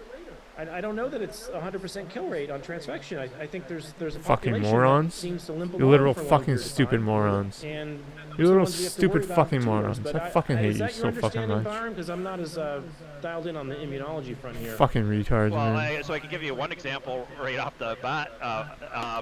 Immunoprivileged sites would not be susceptible to being killed off, right? So we're I think talking Mark, about Mark Tierno reminded me of that. yeah, places like the testes, ovaries, Yeah, the it's just eye, so insane. the, It's just so the central insane. nervous system, you know, And etc. the So Japanese there's lots of study tissues. finding the localization of and- lipid and this is nanoparticles the all interesting throughout thing, the too, fucking body and the because I spleen was and the gonna ovaries say and the that testes, then and the then you can question imagine becomes, the what's integration of the biodistribution DNA of this into the DNA? fucking And that also links ovaries. to what Like, you were asking, Chris, because this is interesting. So even what you were saying, Kevin, I agree. If this is free in the blood, it is going to be degraded. But remember, in the blood are phagocytic cells, like the monocytes you were talking about. And there's also macrophages with the that can be in the blood SV40 promoter before they fucking get it going into sequence. tissues. Like, it's just, And there it's could be too dendritic much, cells. man. These are what we call It's the too much, phagocytic man. cells of our immune system. And these cells can't, they're not really efficient, but they can take up naked bacterial plasmid DNA. But this is the thing. To, like, That dudes. uptake is dramatically amplified when these things are bound to lipid nanoparticles. Yeah, like, it's so insane. And we're talking cation It's like you're talking fucking oil through oil, man. It's insane. It's cutting through it like a fucking. It's insane. Cationic lipid nanoparticles. And so this raises two questions that are problems based on what you brought up, Chris. First, a while back you were saying, With how do we synthetic differentiate between pseudo-uracil harms in due to there. spike and Fucking harms hell. due to things like the containing plasmid DNA? The easy answer would be if all the plasmid DNA was free floating in there, right? Then you remove the lipid nanoparticles with the modified RNA. You just have that plasmid DNA and you administer that, right? Say in an animal model versus the whole dose, and see what the effect is. But the problem is, like Kevin said, they're married to the lipid nanoparticles, which are married to the modified RNA, which expresses the spike. So we can't parse this out very easily. But my concern then, Kevin, is because they're associated with these lipid nanoparticles, that means they get distributed, like the lipid, to wherever the lipid nanoparticles go, which go to some of these areas. Yeah, I think if you look at the biodistribution studies of the luciferase mRNA, that's where all the DNA is going. Because I don't think this DNA is on its own. I think it's actually hybridized to the RNA, and it's going into the cell as a DNA-RNA hybrid. Just because the DNA RNA hybrids are more stable than DNA hybrids. So there's that thermodynamically, that's what's going to happen. If those two are going to be stuck together, there's a higher concentration of the RNA than the DNA, so all the DNA is going to get pulled out of solution to the RNA, and it's going to get presented to the cell as a DNA RNA hybrid. Yeah, and you see, and why that's a concern, Kevin, is because when it's phagocytic cells will often travel, especially to pick things up to lymph nodes and so on. So they would be susceptible, I believe, to killing eventually once there's an immune response mounted against the spike protein. But what you're talking about then is that we're talking about any cell being able to take these up. So wherever those lipid nanoparticles go. You'll notice the regulators spend a lot more time diving into the double-stranded RNA numbers than the DNA numbers. And that's because the double-stranded RNA induces all types of mayhem inside the cell. But I don't know that we have as much information on what happens with DNA-RNA hybrids. I imagine those look pretty ugly to the cell as well. That's a less studied field. So now they're doing something really weird, measuring the double-stranded RNA, which is another error we want to You guys are cool. I don't hate you guys. I love you guys. Assay to quantitate No homo. that, and that should all be done, I think, with next-generation sequencing. Because when we look at this through an RNA sequencing process, we see all types of Watson strand RNA that shouldn't be there under the spike. When you do RNA sequencing, you should get all crick strands, which are sense strands, right? Because the T7 makes one RNA. But when you do RNA sequencing, you don't see that.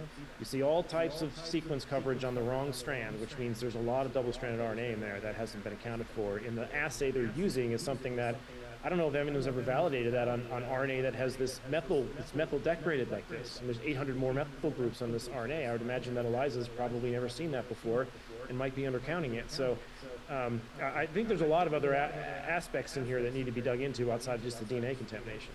I agree. And Kevin, I wanted to just highlight one other thing, one thought about what you raised, about how they might try and make the argument, right, that this DNA contamination could potentially serve as an adjuvant.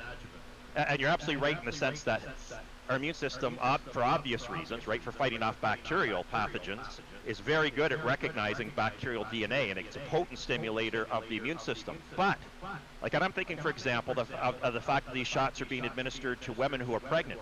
One of the things you always, always, always want to avoid in somebody who's pregnant is anything that would cause systemic inflammation, because systemic inflammation means it could potentially have an influence on the reproductive tract. And so what's interesting is I would agree with this argument about, maybe it's a good thing because it can serve as an adjuvant if it was like a traditional shot and it stayed in the muscle or stayed isolated there and to the regional and local lymph nodes, because you want that inflammation. That's the danger signal to draw the attention of the immune system. So you bring in those phagocytic cells to pick up the RNA, make the spike protein, and go and show that spike protein to all the cells in your lymph nodes. That's good.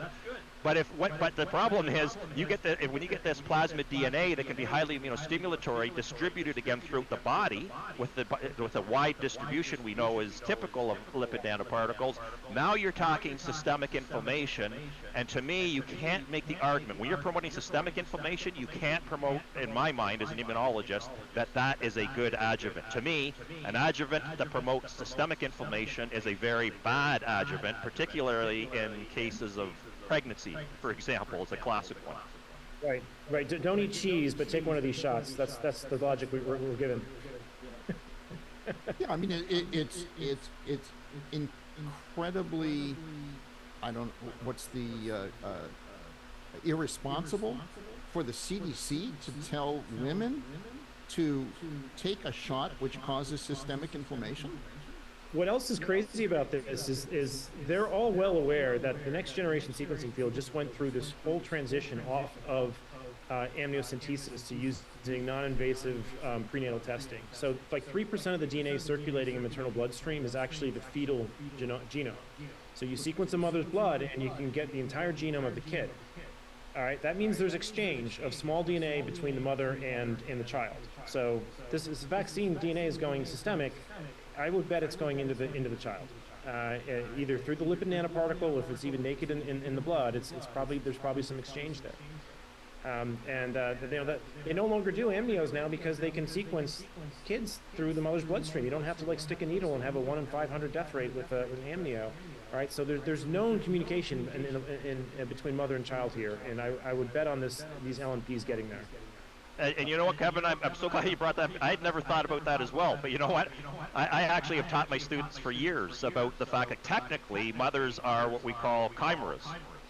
For that very reason, right? A chimera is a combination of two different individuals. We usually think of it like two different species, but same thing with people. So a mother does have a tiny genetic component of their baby that stays with them. I never thought about it though from the reverse direction. You're right. So this is why it's important to get scientists together discussing these things, because I totally agree with that concern. That's a major concern. So if we had a CDC scientist on this call who would defend that, yes, it was the right thing to do to give this vaccine to pregnant women, what argument could they possibly use in light of what you just said to defend? The only thing that I can think of, because we're never going to have this discussion, right? Because the CDC scientist is never going to allow themselves to be questioned, because that's not what they do. They censor us. They do not answer any of our questions. If they were here, how could they respond to what you just said?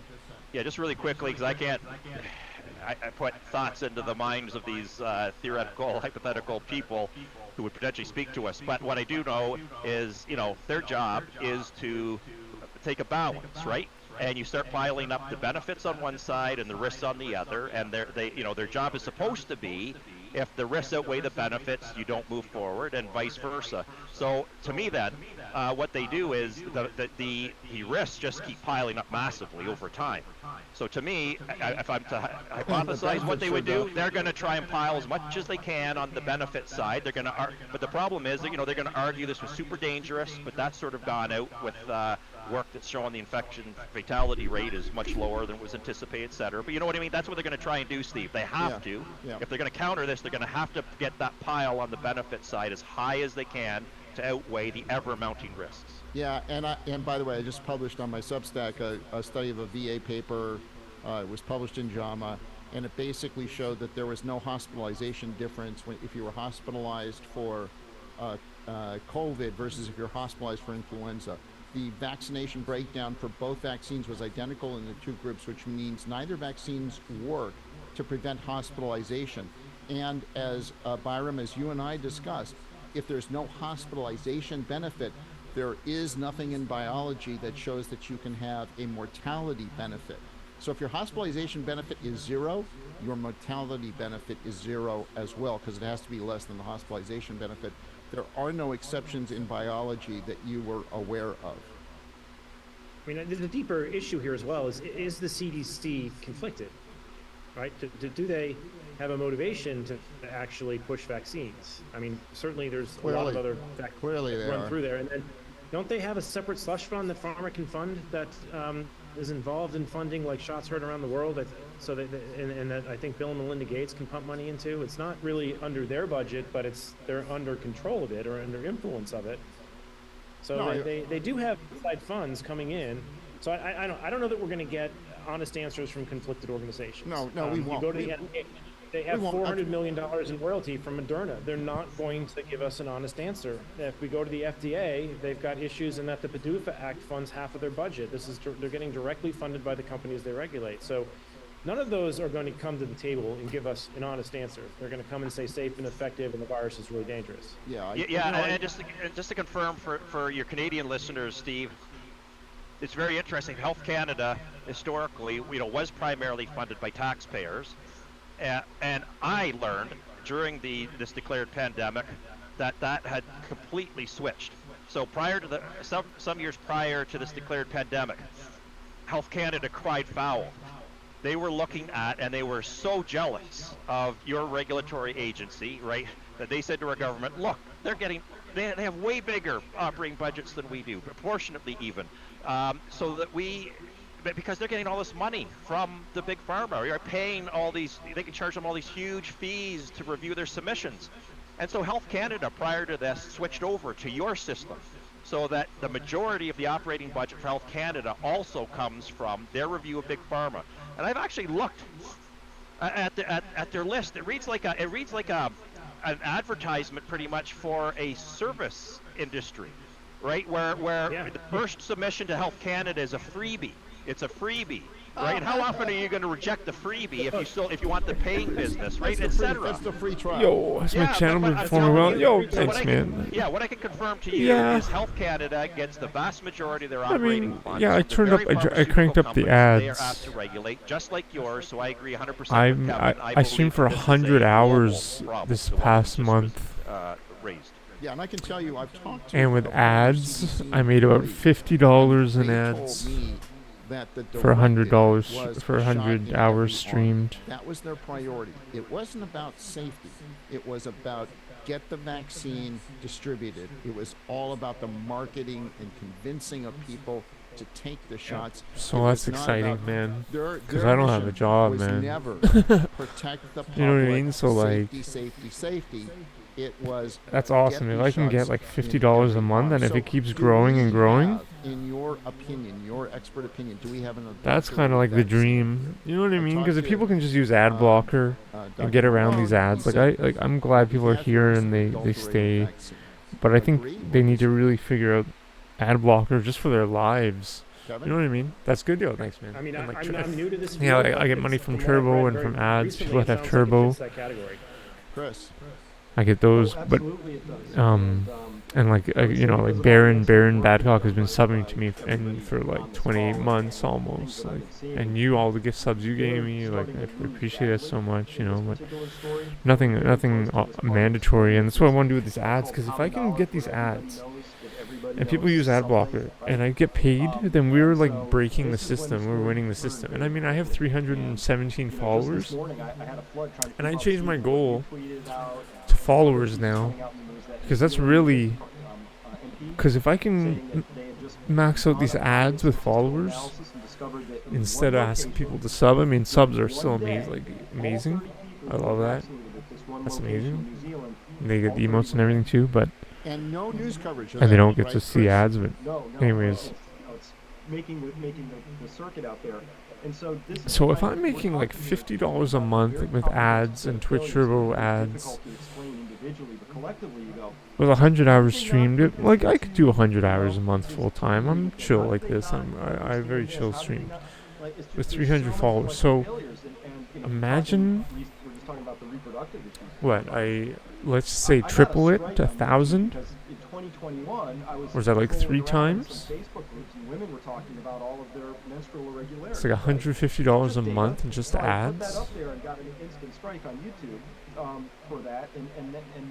Now if I start playing Mario 64, become a legend. 60-day post-marketing surveillance study in Pfizer. You can't have missed it. And it's not in there. So from 1,000 to say 10,000. That's imagine. I get they talked about little myocarditis, like but they didn't mention the menstrual regularity. 150 it's too strong a month. If I had 1,000 followers, and if I had 10,000 followers, it would be $1,500 a month just in ads. For the health authority up there to basically be saying, like, that's crazy. This is kind of an exciting moment, because that feels like CYA. So that's what I'm working on. That's like what I'm working scaling up towards. You know what I mean? Totally agree. And I'm thinking of playing Mario 64 is honestly the way. Themselves off the hook by sort of admitting this up front, and then it was the U.S. He's become a legend at like at some discovered. I don't know, but star.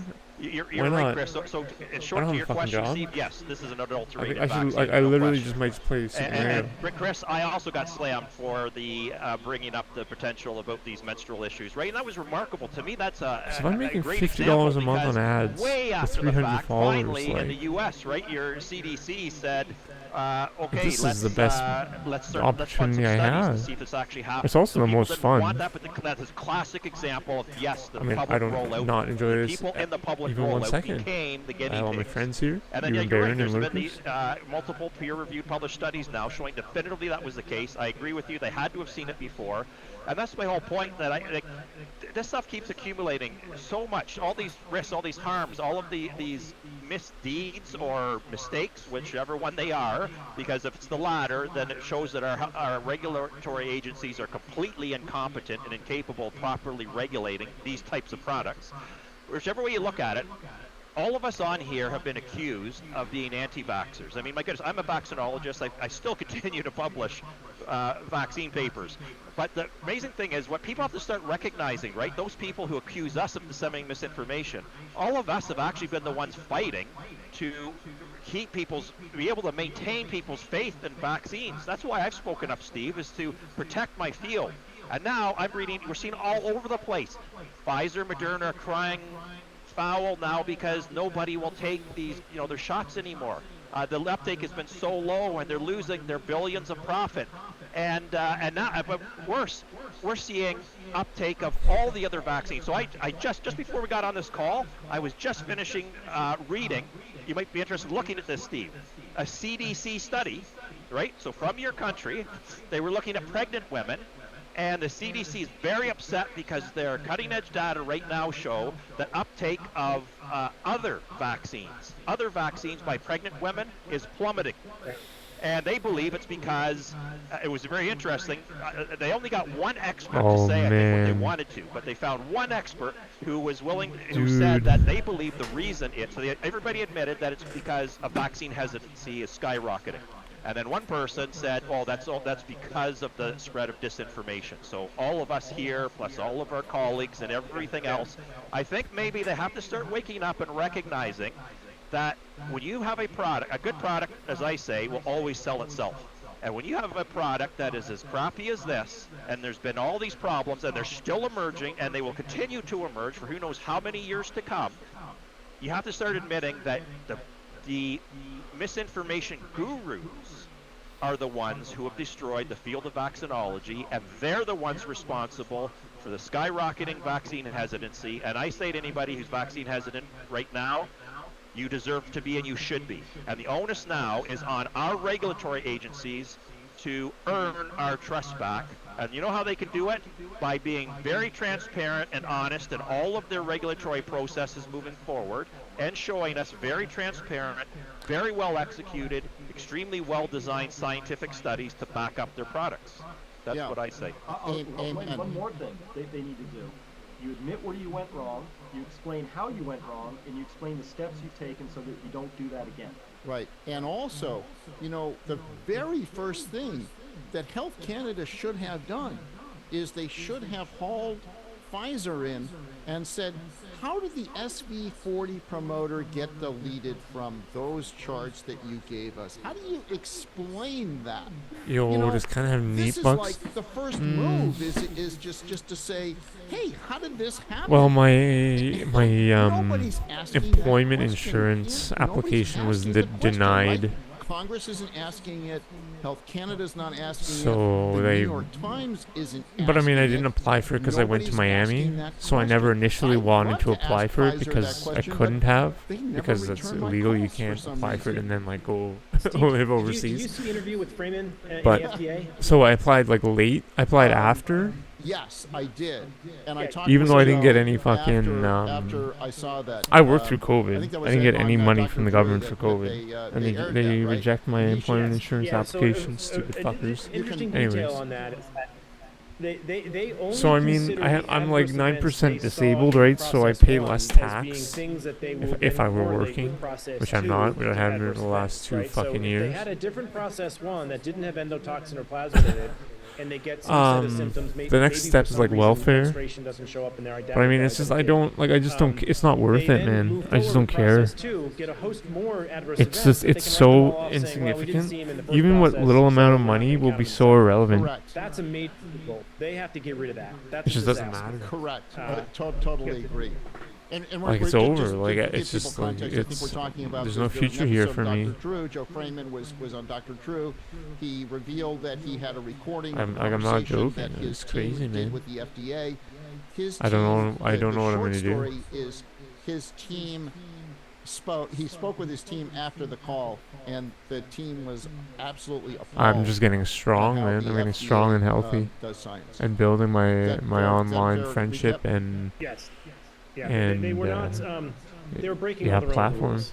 It seemed as if it was obvious that you have to. You're my real correlate friends. Adverse events in a certain way, and they were basically saying, "Oh, we're not going to do it the obvious way. We're gonna do no, some but really, type of like, observational thing that we neat can bucks, I don't know. later." And it's worth watching. It was just a train wreck. Yeah. Yes, it was. It's very. It was. like it's just so definitely crazy. Highly recommend. how much- if you want to and it's understand just how so the FDA insane. works, watch that Dr. And there's Drew no there's like no episode, Joe Freeman. cars. There's no cars here. That's like saying Can't get a we car dropped here. somebody off a stepladder on the moon, There's no new cars. and we saw a certain number of injuries, and those are the only ones we look for when you drop people off of stepladders on the Earth. That's totally, it's Yeah. But they justify it, Chris. Chris, the way they justify it is they say that look, the first. Not that it matters. I don't have any money Process one. or was job done in or a hoping randomized getting trial, any so job. we could identify what the real signals were from the fake signals. So when you see process Which is two, fine. since we didn't have a randomized trial, we really can't assess whether I gotta really those decide what things I'm gonna were do for my real future. signals or not because we don't have a control group. That's essentially Operation Warp Science, right? yes. Warp Like I might science. quit the life Yes. insurance thing. The And cost also, is Kevin, just too or much Steve, cost. remember, that's I might after just they've let the removed, license fold people and from the study like Maddie the Gay in the because future they were outliers and do the didn't test meet Oh, again. right. requirements because I can't I can't afford Right, it. and this reanalysis Can't paper afford that was anything. published in this journal, a peer-reviewed journal recently, And where there's they no jobs, and there's no hope. this is a bunch of people associated. Dr. Naomi Wolf's team. Just coming to the U.S. option, yeah. And they Maybe. basically No, found I don't think so. the same thing I tried did, that. No one wants to hire and foreigners. I think, Chris realized this as well. Is that there tried. were way too few deaths reported from. Yeah, man. My only hope is 22,000 to each cohort. marry someone in the And United States. they I love my pointed out girlfriend. the same thing I did, I want is to be if with you her. do if these were But I'm truly fucked. representative What am I gonna real do? people, they would have died. I need to go to the at a United States and much marry somebody. higher I'm rate, not like even 5 fucking times joking. higher rate than they Oh, the actually baseline mortality rate was wrong? died. thought about based that a on lot. mortality rates. And Oh, so wow. they said, about 80% of the people who died I'm were not off the serious boat. though, but I mean like. And And also, that's how desperate I am. did the paper also disclose, Steve, there was also something wrong with the timing as well? That there was this odd, non-random clustering of deaths as well. Yeah, Because these like you said, fucking you people. expect a certain natural mortality, and with natural mortality, you also expect a certain amount of randomness. But there was a lack of randomness, is my understanding as well, in the reported deaths. Yeah, and well, it was like 3.7 times higher cardiac events in the treatment group versus the placebo group, as one of the things that they discovered. For example. Steve. Yeah, so I'll tell you a quick story directly related to that. So yeah, Myself and several I'm Canadian literally colleagues playing Super Mario found that as 64. well, and we put together this manuscript, right? I still have the manuscript. I tried publishing this a long time ago. I'm we in made Ontario. Those observations. We made the observations about the red flag with the cardiac Playing stuff. Super Mario 64 might literally be my only hope. Hid it in their supplementary data, right? Very few people, like when you talk with physicians, the average physician, when they're quoting, when they go to quote a paper, they pull up the paper, they look at the abstract, and they Man, look at the concluding paragraph. fuck you, Brownikov, motherfucker, you piece of shit. You motherfucking piece of and there was shit. no all-cause mortality I benefit fucking hate you so whatsoever, fucking right? much. Never mentioned in the abstract. Yeah, exactly. So, Brown nose so and we published cough. a paper outlining all of these anomalies. Fuck you. And so I was so glad to see this paper recently published. It was also frustrating because we could not get one single journal to send basically the same findings, right? A year and a half ago, we could not get the same findings to go out to any reviewer. No journal would send it out for review. It was considered far too controversial. But to me, this is showing, right? Things are shifting because things that were not allowed to be published, even reviewed for potential publishing a year and a half ago, Fuck you, asshole. now are. And I think that's because the scientific journals are also recognizing if they want to maintain any sense of integrity, right, in the eyes of scientists who are looking to publish, they better start allowing the real data to Delete come this out. fucking message, man. What are the odds that these journal publishers know Delete something it, that man. harmed or killed? Oh, gotta be Like, super why high. can't I delete There's, this you know, message? there's no way, pretty much everybody is and maybe not everybody, but it is very high. Yeah, and the Pfizer advertising dollars are probably plummeting. I mean, I'm in Massachusetts and I'm hearing of layoffs, so that means they're, the advertisement in when we launched the solid system, the sequencer back then in like 2008, it was like $10,000 a page for a full page ad in Science, right? These guys have tons of pages in those magazines all year round, so there's a lot of money coming in from the advertisers into these journals that I'm sure is starting to be thinned out a little bit with the stock compression going on with both of the companies. Feel me though, yo, thanks, Yeah, man. Kevin makes a good point, Steve. I also just read of hundreds I'm sorry, of people dude. being laid off. I'm at sorry to hear Pfizer. that, man. And I wonder what those people think, having supported Pfizer so much over the past few It'll get- years and their success and everything. It might be No, I think it's interesting gonna to get much, round much up some of worse. these Pfizer employees are being let go now. They might potentially have some interesting stories to tell. Yeah, hey, I'm I think we here. lived There's a the good contact me times. link, Now we're gonna go through the bad times. My Twitter, on my Twitter I guess it's X now, my pinned tweet on X, and people can contact me that way. But speaking of the press and stories, so let's start with FDA, CDC, WHO, EMA, Health Canada, have any of these health authorities Only way it'll get better is when all these fucking boomers die and all these fucking vaxxy faggots fucking pass away too. Or just fuck off.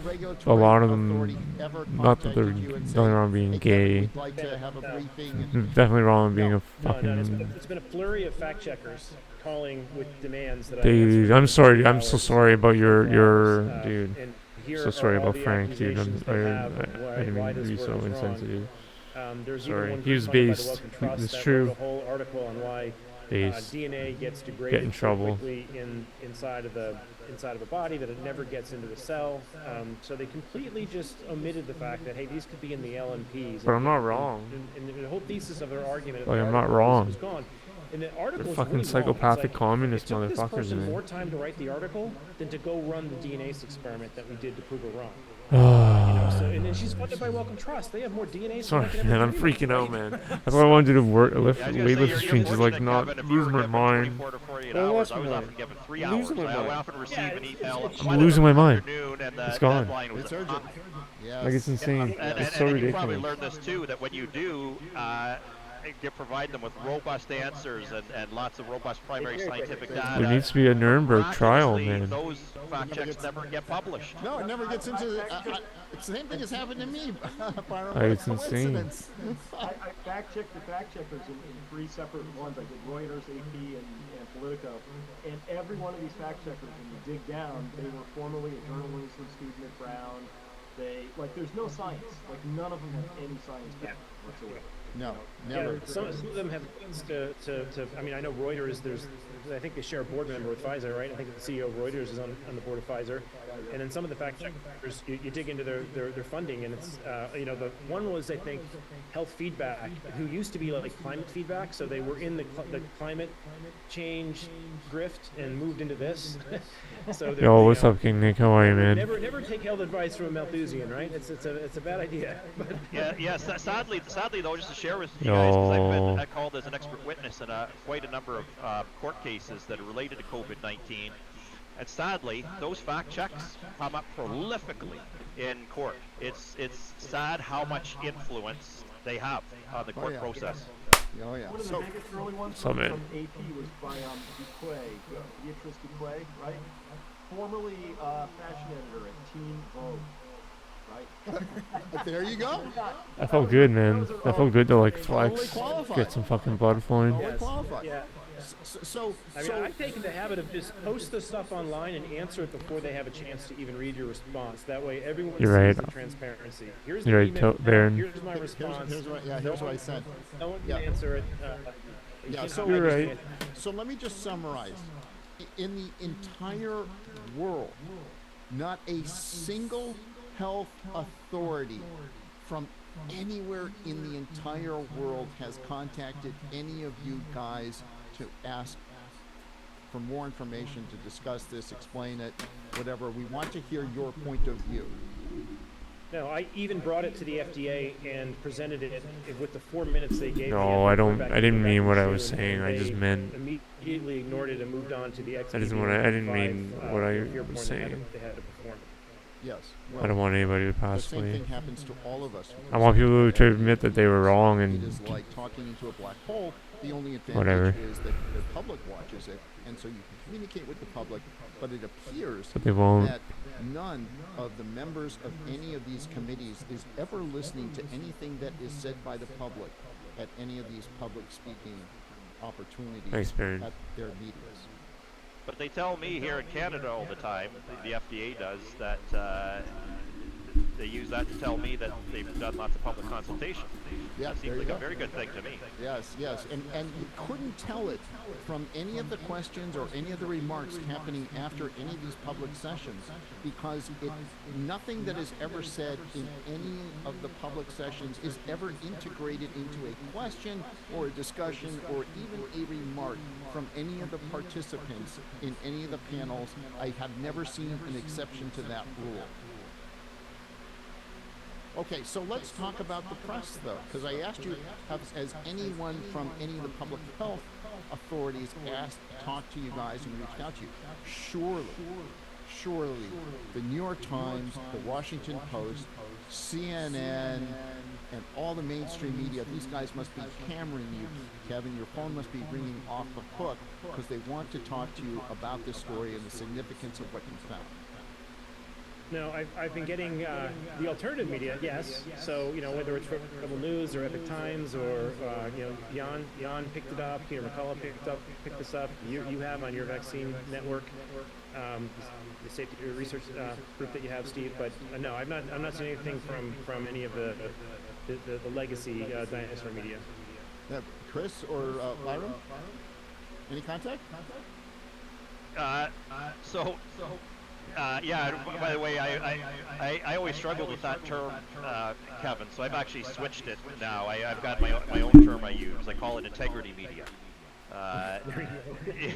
So yeah, I've been contacted by some integrity media, but no others. And again, I just want to highlight for your listeners just how egregious who are you this is. by? We have state-funded media in our country as well. It's known as the Canadian Broadcasting Corporation. But this is what amazes me, because maybe you could understand in the United States why they might not, but there's no excuse in Canada right at this moment, because like I said, I can't emphasize this enough. 2 days ago it was revealed, Health Canada themselves saying that Pfizer duped them, right? I mean, that's exactly what they said. Pfizer duped us. Should be news. You would think that your national, major tax-funded news agency would want to make sure every Canadian knew, because guess what? If Health Canada was duped, then every Canadian was duped, right? They have not mentioned it at all, and they have had several days now to do so. To me, it's absolutely, egregious, and I mean, we're lost. Parliament? Was it Andrew Brigham's work in Parliament? Did you see his talk on Thursday or Friday? He brought up all the excess mortality. It was empty. It was a completely vacant chamber. Yeah. Anytime any MP does that, right? Anywhere in the world, it seems they're talking to an empty Parliament. But hey, in Canada, I mean, I don't know if you saw. I mean, if anybody talks about that in Parliament, it'll be empty. But I don't know if you saw, but our entire Parliament gave a genuine Nazi a standing ovation a few weeks ago. I did notice that. I saw that. Yeah. They were all present to give him a standing ovation. My goodness, and the poor truckers for the Freedom Convoy were literally labeled as terrorists, and now we got the Hamas going on, and I don't know if you guys saw as well, but literally an email was found circulating through our Canadian Broadcasting Corporation saying you cannot call Hamas terrorists, but they could call our truckers terrorists. Canada's lost, folks, I'm telling you. You have the best chance in the U.S. right now of seeing us out of this complete and utter disaster. Who was the standing ovation for? I forget his name, but our whole Parliament hosted Zelensky, right, from the Ukraine, and and they introduced a fellow who and he I forget his name, but he's so what happened is interesting in history, because they switched their name. The name of his unit, it was a Nazi unit for the SS, right, German SS. They switched their name at the end of the war to the Ukrainian division, to hide the fact that they were this Nazi division. And so every parliamentarian stood up and gave him a standing ovation in our Parliament. Meanwhile, history shows that the regiment that he served with, not only was it a Nazi regiment, but in a couple of different countries actually fought and killed Canadian soldiers. Yep, the actual Nazi, that was Yaroslav Hunka, right? He was it was a little bit embarrassing on that whole thing. Hey, Steve, I can answer your question. In the 3+ years now that I've been doing this COVID coverage, I've never been contacted by legacy media once. Wow. Not once. How about by fact checkers? They come along from time to time, and I've had hit pieces, of course. Yeah. Okay. All right. Let's talk about these test kits, Kevin. Because the first thing that after putting a halt on the vaccine, the first thing that these regulators should be doing after that, after saying, look, okay, put the brakes on, no more vaccines until we investigate. The next thing they should be doing is investigate and finding out what the heck is going on. But they're not doing any investigations at all, right? But you are. You, Kevin McKernan, private citizen, private U.S. citizen Kevin McKernan, is basically offering test kits. You had 500 test kits for pathologists. There have already been 6 labs that have been ordering your test kits. And these test kits we actually have more. If we need to scale it up, but basically we were supplying people with our own stocks, and we bled those out after all the demand showed up, giving them around to labs. And they're mostly testing vaccines just to see if there's a vaccine problem. But now that everyone sees that's real, a larger demand has been coming in for looking at the blood supply, looking at monocytes, looking at sperm, looking at all types of tissues. So we're just in the process now of trying to scale that up so that we can get test kits out to people with CLIA labs and can do human subject research. That's where our limits stop. We used to have a CLIA license, we don't anymore, so we can't do human subject research here. But there's plenty of labs out there that can, and there's a lot of patients knocking on our door that we're trying to push that direction to people who are CAP accredited and CLIA accredited to run testing on biopsies, if you will. But yeah, I'm not holding my breath that the government's going to run and do this. I mean, this is like them investigating. Right. I mean, this is our job. This is our job. The public's job is to protect the public. It's not the CDC's job. The CDC's job is to inject you. It's the public's. It's our individual job to go and find out how serious this is by testing blood. And so this is a simple blood test. You just get a blood draw, and you test the monocytes in the blood. And also, we should look at more than just blood, but that's right. No, I know. But that's the easiest. That's the simplest and easiest. We should look at saliva and sperm and other things that don't require a needle. So absolutely. There's other non-invasive ways that may show up, but we don't know yet.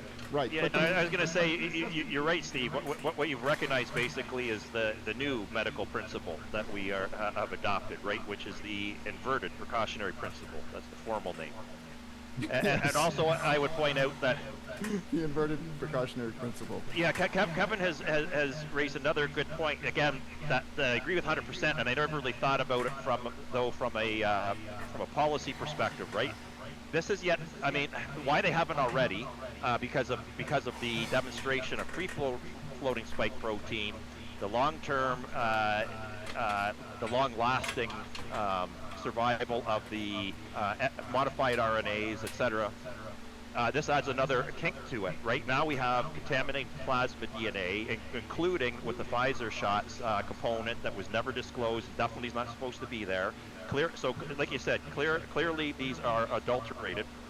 There needs to be a ban on using blood from people who have received these shots, right, from our blood suppliers. Because, and to me, that again is very simple research. If they would just acknowledge it, right? What we need to do is we need to get those who provide blood, services for hospitals and surgeries, etc., right? Transfusions, and so on. We need them to look at, do it like they do for anything else where the blood supply might be contaminated. Yeah, exactly. Exactly. Just screen. So as I say, screen for the vaccines, the components thereof, which would now include this plasmid DNA, and as I call it, the derivative or derivatives. In this case, because the spike protein isn't in there, I call that a derivative, right? It gets produced. It's like a prodrug, right? It gets produced in the body after it goes in. So that needs to be included. Spike protein, lipid nanoparticles, modified RNA, and now add to the list bacterial plasmid DNA. And you monitor it in the blood over time. And just like anything else, you determine what's the washout period. Now, the scary thing for me is that washout period might be very long, but we need to determine it. Like how long might it be, Simon? I'm not going to... The research, I'll say again, the research is very easy and simple to do and inexpensive. Let's do the research, and then I'll be able to tell you.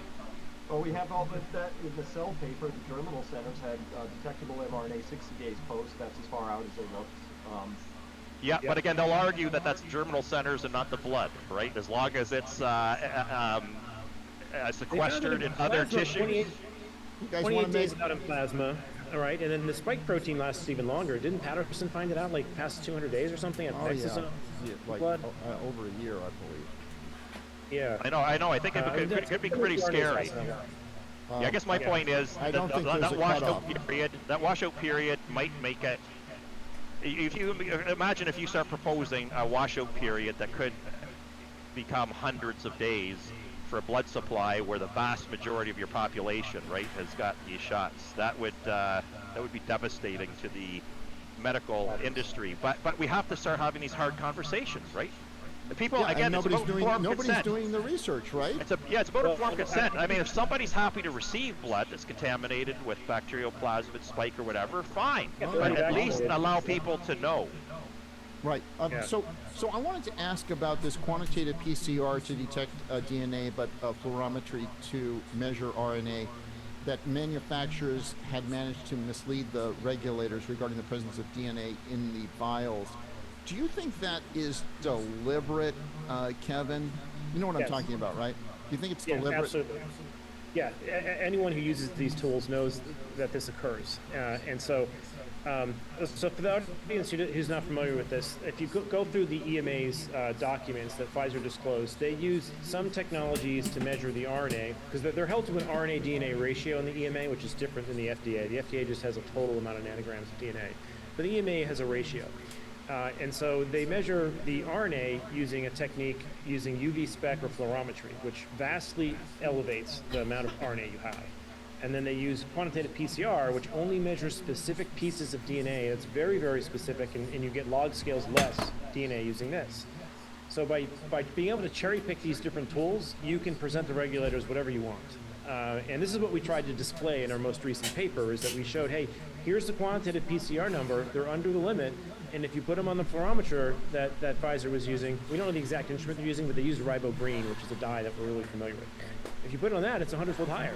Right. So if you want to basically choose your own adventure through the regulations, let them just pick different tools. Now, the interesting thing about this is if you had to design quantitative PCR to measure the amount of DNA, you have the primers you need to measure the RNA with RT-PCR, yet they didn't do that.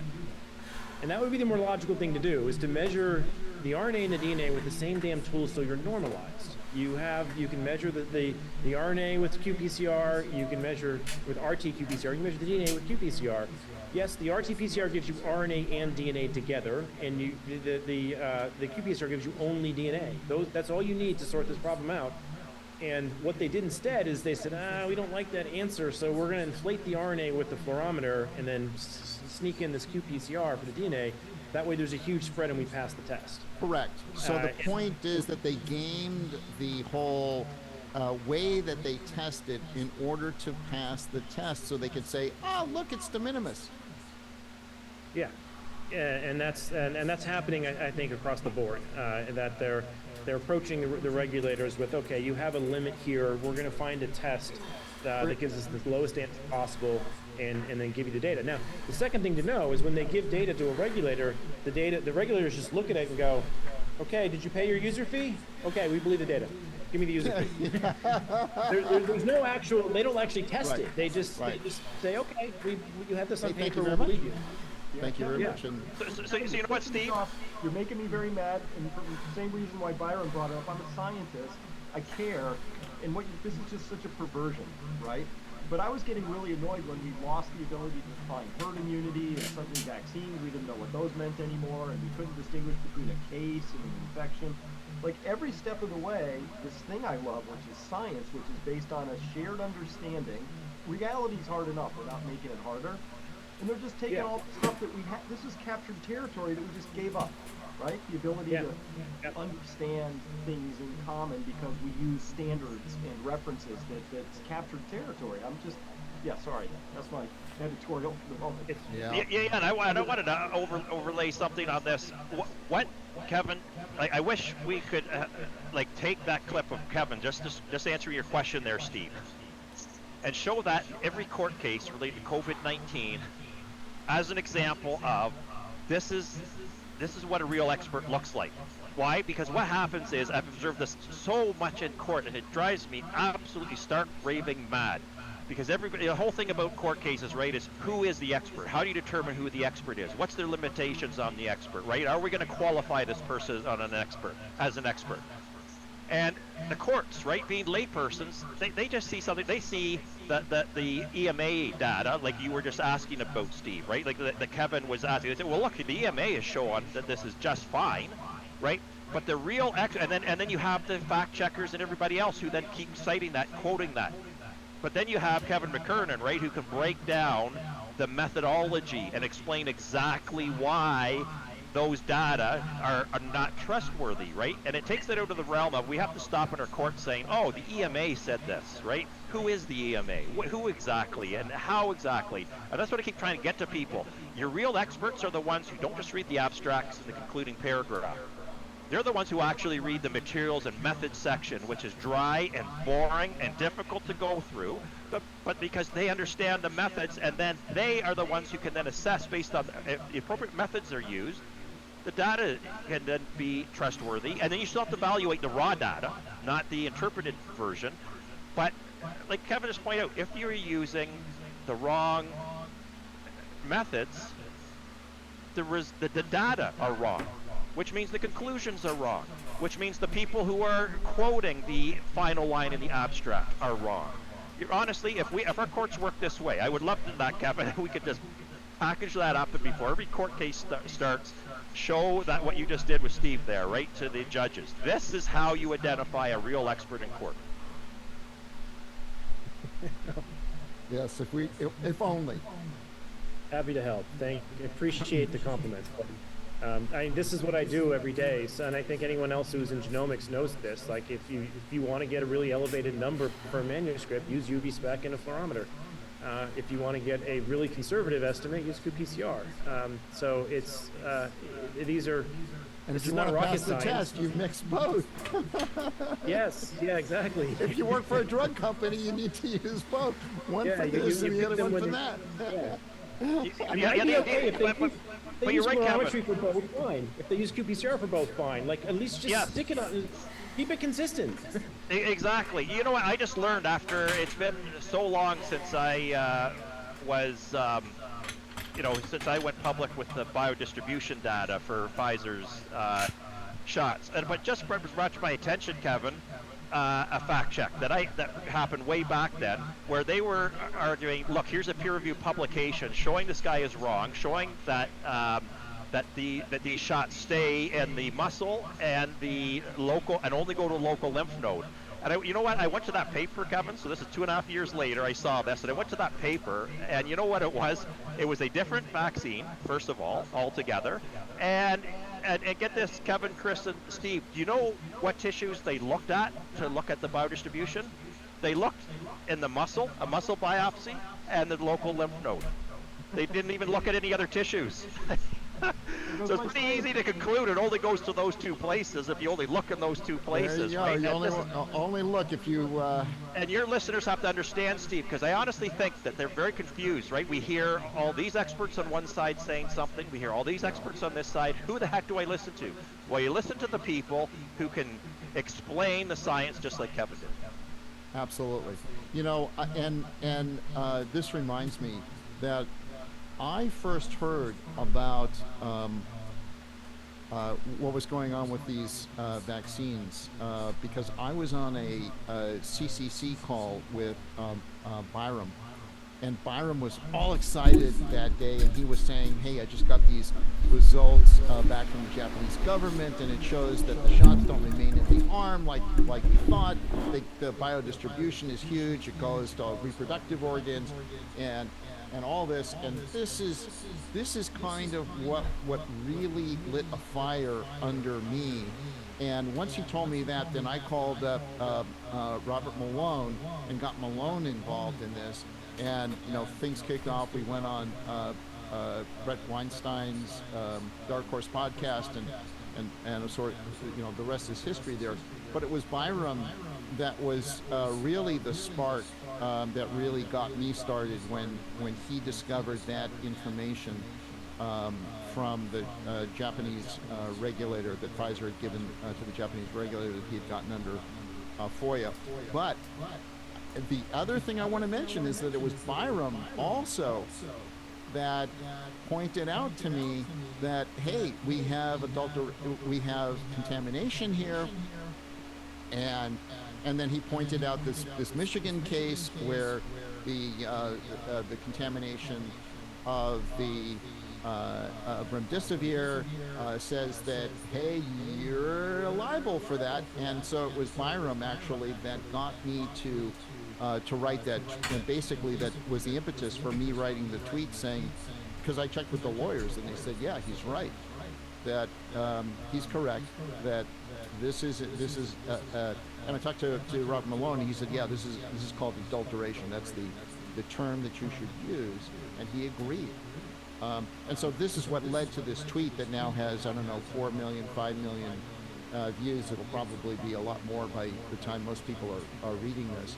And so I want to credit Byram again for not only getting me started in this, but also as really he had the insight, because he knew about that Michigan case, and he knew about the contamination, and he put sort of 2 and 2 together. And of course Kevin, for his spectacular work in finding this, and always want to credit Chris, because he's just such a conveyor of truth and knows how to communicate these discoveries to people in a way that they can understand. I mean, all you guys are awesome, but I definitely wanted to make a call out to Byram, because he was really the impetus and inspiration for that tweet that I put out yesterday. Well, thanks, Steve. But I told this to David Speaker, who's my very close colleague, who's been working very closely with Kevin and to confirm what Kevin has been finding. And I said to this to David the other day, and I said it about him and Kevin, that to me, so when to me the biggest wake up call prior was seeing that biodistribution, right? And a lot of people thought, it wasn't like the biodistribution itself was novel to me. It was the fact that we were told, that I was publicly told, that wasn't happening, and then it was, and we were told there were proprietary aspects of these shots that couldn't be disclosed. So I thought, okay, one of those proprietary aspects is they've somehow found a way to tweak these lipid nanoparticles so they no longer get distributed throughout the body. But the reality is, I've been following this technology, and in the almost 2 decades leading up to it, they'd always been disseminated broadly. So it was that what was to me was remarkable was the obvious lying, and that was a big wake-up call. But to me, this is very different. To me, when I saw Kevin's data, and especially the work that he did with David, to me this was the second big whoopsie moment, right? Whoops, this is a big whoopsie. And I say this is a bigger whoopsie because the other stuff they could write off in certain ways, but this is a huge whoopsie now where we have a major world health regulatory agency saying we have confirmed this whoopsie. And it is a whoopsie. And we're doing and to have that now, and this to me is the first time I believe, like we've had all these shocking revelations, but to me, this is a revelation that, in all right, should be the final nail in the coffin as far as I'm concerned for these shots and getting a worldwide moratorium until the science can catch up, because who can argue now? That's why I point out, if you're going to start, you can call Kevin a misinformation spreader, you can call Chris that, you, Steve, and me, but now they have to call Health Canada. Health Canada has basically said, Kevin McKernan is absolutely correct, right? So they have to call them a misinformation spreader now, and they've been pushing these shots as hard as anybody, including your FDA and CDC. So to me, this is huge. Over. Kevin has found the biggest whoopsie. That is going to be the hardest for all of the people pushing this narrative to shoot down. We've got to push this forward. Right. This has to end it. I mean, if anything is going to end it, I mean, this is the biggest nail in the coffin right now. This has to end it. Right? You guys agree? It's over? I agree. I've told David Speaker again, and he gives all credit to Kevin as well, because Kevin was the discoverer, and he's been working with Kevin on this.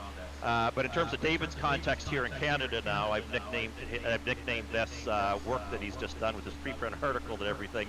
It's the classic David versus Goliath. And again, his name's David Speaker, so that's where I've come up with that. He's got diamond hands too, and he deserves plenty of credit because what we did is in a vacuum, and there's no reason for anyone to believe it until it reproduces. And in this circumstance, with the way peer review is behaving, where everything's getting rejected, this would have never got reproduced if people didn't step up to do it. And the people who step up to do this second get less credit usually, and just take just as much risk. So David's in the limelight for good reason because he stepped into fire where he knew it was going to be. When I ran into this, it was an accident. I didn't know that I was stepping into this horseshit, if you will. He willingly did, and it takes a little bit more courage than what I had to run into. Chris, is this it? Is this the beginning of the end here? Are they gonna? Is the FDA? What do you think's gonna? So let me ask you, what do you think is going to? So, and we should make this the last question because we've been here for close to 2 hours now. But here's the question: is what is your prediction for what is going to happen? What is the FDA going to do? What is the CDC going to do? What is the New York Times going to do? What is CNN going to do? And what is mainstream medicine going to do? So the three things: mainstream media, mainstream medicine, and the mainstream medical authorities. Predictions. Kevin, we'll start with you. What do you think will happen? I think media will ignore it. Medicine will quietly stop administering these. And what was the third one? The regulators? Yeah, the regulators. I think the regulators may take this opportunity as their escape hatch. Hey, you didn't tell us about this. It's time to throw Pfizer under the bus. Yeah, throw Pfizer under the bus. And what about the lawmakers? That's the fourth one. I think the lawyers are going to go crazy with this. The lawmakers? No, Congress. People in Congress. Oh. Will they investigate? Will they call for hearings, or will they just ignore this? I have a feeling there will be other distractions that continually emerge to take the attention in Congress off of this, whether it be Israel, Ukraine, or something else. I think they want to wash their hands of it. Electing a speaker, maybe electing a speaker, for example. Okay, Byram, four different. So I agree. I don't have anything to add to what Kevin said in terms of those four specific things. All that I will put on top of it is if these organizations that do not respond to this and do not take it seriously will lose a lot of public support and a lot of public respect, and deservedly so. Absolutely correct. Chris, you think the FDA is gonna pull the plug on the vaccines? What do you think for regulators, Congress, media, and doctors? They will ignore this as long as possible because that's what they've been doing. I believe, however, that there is real blood in the water this time, and for that I have to put on my market hat. Looking at the stock prices of Moderna and Pfizer, there's some big money sneaking out the back door on those, and they usually know what's going on. So I think there's real trouble here. There's been some willful acts have been committed, and I don't take this from the data side. I love the data. Data is necessary but insufficient. You have to win the mind share. So that's this common knowledge game again. So the prediction is that they'll ignore it, but when they don't, all of a sudden it's going to be so fast. The media and politicians are in the same crowd for me. They are the least bold people on the planet. Congress will grab the flag and run up the hill for like the last step, after everybody else has already done the work, and then claim credit, right? So once the winds have shifted, I think watch out, because I do believe that there's a huge amount of pent-up energy because everybody knows somebody who's been injured or killed by these things at this point. Yep. That's devastating. Yes. So I'll make a prediction. I'm going to guess that basically nothing's going to happen. They're going to ignore this, but we're going to continue to do the research. And as soon as we show that this stuff integrates into your DNA, the shit will hit the fan, and then it will be, then everybody will go and try to say, yes, let's get them, and everyone's going to go on the offensive against everybody else. The FDA will say, no, we didn't know, we were told by experts, da da da da da. Congress, we didn't know, we were told by experts, and everybody will shift over to supporting this, and they will put the blame on everybody else. What do you think? Yeah. Well, there is one concern I have with. So I do think you had a tweet the other day, Steve, that no one's gonna investigate this. I actually think the NIH will fund something like this because they have $400 million of royalty on the line, and the conclusions will be written ahead of time. So we do have to be aware of that. That if the tide turns, who are we going to trust to do this work? It can't be the people who have confidence. No way. No way. No. And if they do, and they try and publish that stuff, that's really going to bite them in the butt. Yeah, because I think they'll have great difficulty doing so, and countering this story without making it obvious in their experimental designs.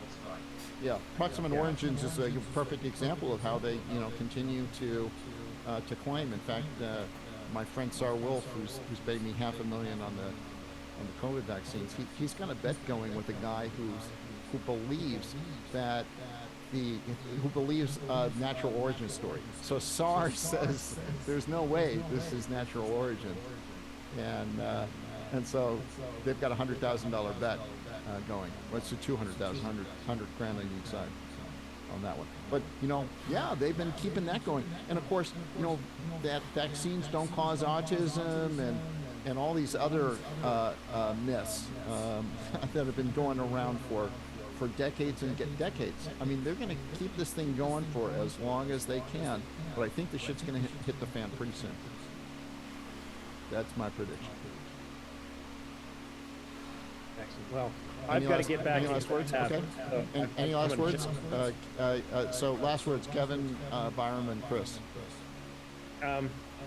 Give us, if anyone's interested in screening patients or interested in these PCR tools, contact me. You can find me on Twitter or on my Substack at the Pedalactone newsletter. And what's the best way to contact you to get the kits?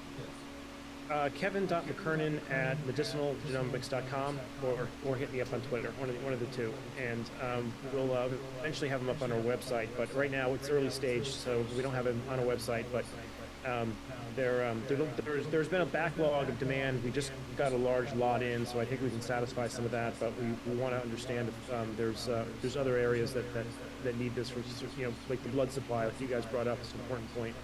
If they need to screen that, then we have tools for it. So that's what I'm running out to do. Is I got to go check on some of these lots that just came in, and I think that's the next step. We just got to see where is it, and if it's nowhere, then we move on. But we should fix the regulatory structure that allowed this to happen, because it will happen again. But if we find it, then we have a group of people that probably need to be sequenced very deeply to see if there's an immigration event. Just finding the signal in PCR is step one. That it could be episomal, it may not be integrated, but we first need to screen patients that are of concern, and if they're positive on this PCR test, then those will be candidates for sequencing. But with that, I'll pass it off. Yeah, for me, I'd say great seeing you, Chris and Kevin and Steve. Thanks for all your advocacy and making sure that honest, truthful science gets disseminated as far and wide as possible. Thank you, Byron. Likewise, and thanks to everybody on this call. You've all been tireless, perhaps none more so than Steve, true bulldog in this, and just keeping at it when all other humans would have given up. So thanks for keeping on it. A lot of appreciation for what everybody brought here. So I'll do what I can to communicate it, and just great work, everybody. Yep. Well, thank you all for being here and taking the time out of your day to chat with me about it and talk about these issues. It's super important. Thank you so much. All right. Bye, everybody. Bye, everyone.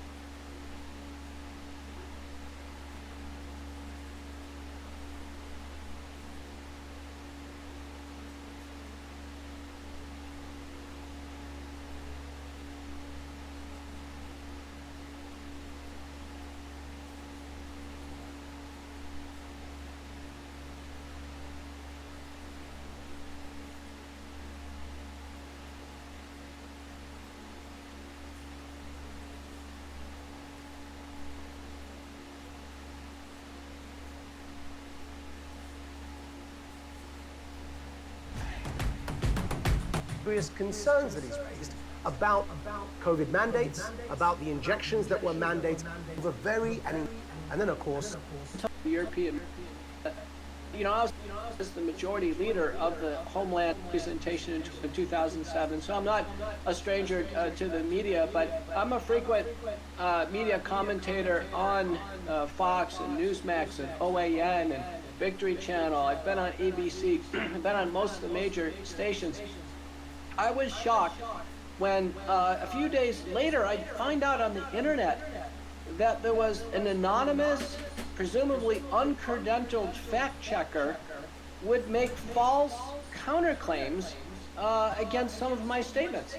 And my statements are so carefully referenced, whether I'm referencing my own work or the work of others. I'm usually able to cite the first author, the year, sometimes the journal of publication. I do the best I can as I'm looking at the camera, as I'm doing right now. And in fact, the fact-checking came from the strangest places. So on March 10th, 2021, under oath, I testified in the Texas Senate. And under oath means the truth, the whole truth, and nothing but the truth. And it's to the best of one's ability, because I'm before a Senate panel. I am trying to answer the questions the best I can, referencing the material. And does that carry criminal liability if you're not telling the truth? Is it that kind of oath?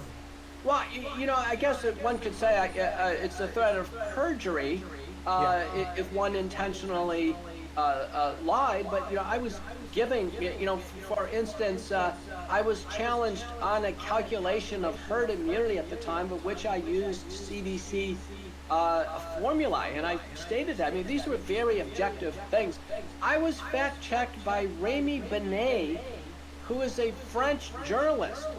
So why would someone in France care about what a Texas doctor is stating regarding Texas statistics in the Texas Senate? These types of fact-checking, questioning from uncredentialed. This is someone who's uncredentialed. He's a reporter. He doesn't, have 17 years of credentials. And I've also shockingly faced vitriol and defamation. When I testified in the U.S. Senate on November 19, 2020, Senator Ron Johnson was the majority leader of the Homeland Security and Governmental Affairs Committee. Gary Peters was the minority chairman. I was one of 3 majority witnesses. I was the lead witness. And, this is a very serious, I want people to understand, this is a very serious professional activity to testify in the U.S. Senate or in a congressional oversight panel. So my statements were prepared. They were prepared ahead of time. They were submitted to the Senate. They were checked. They were accepted. I had a governmental the biography that was submitted. There's rigor to this. Do you know that the minority witness, who is Ashish Jha, who's the current White House coordinator, former dean at the Brown School of Public Health, someone who over the course of the inquiry admitted he had never seen an examiner treated a COVID patient. And, I had treated at that time many hundreds of patients, and I published the approach on how to do this.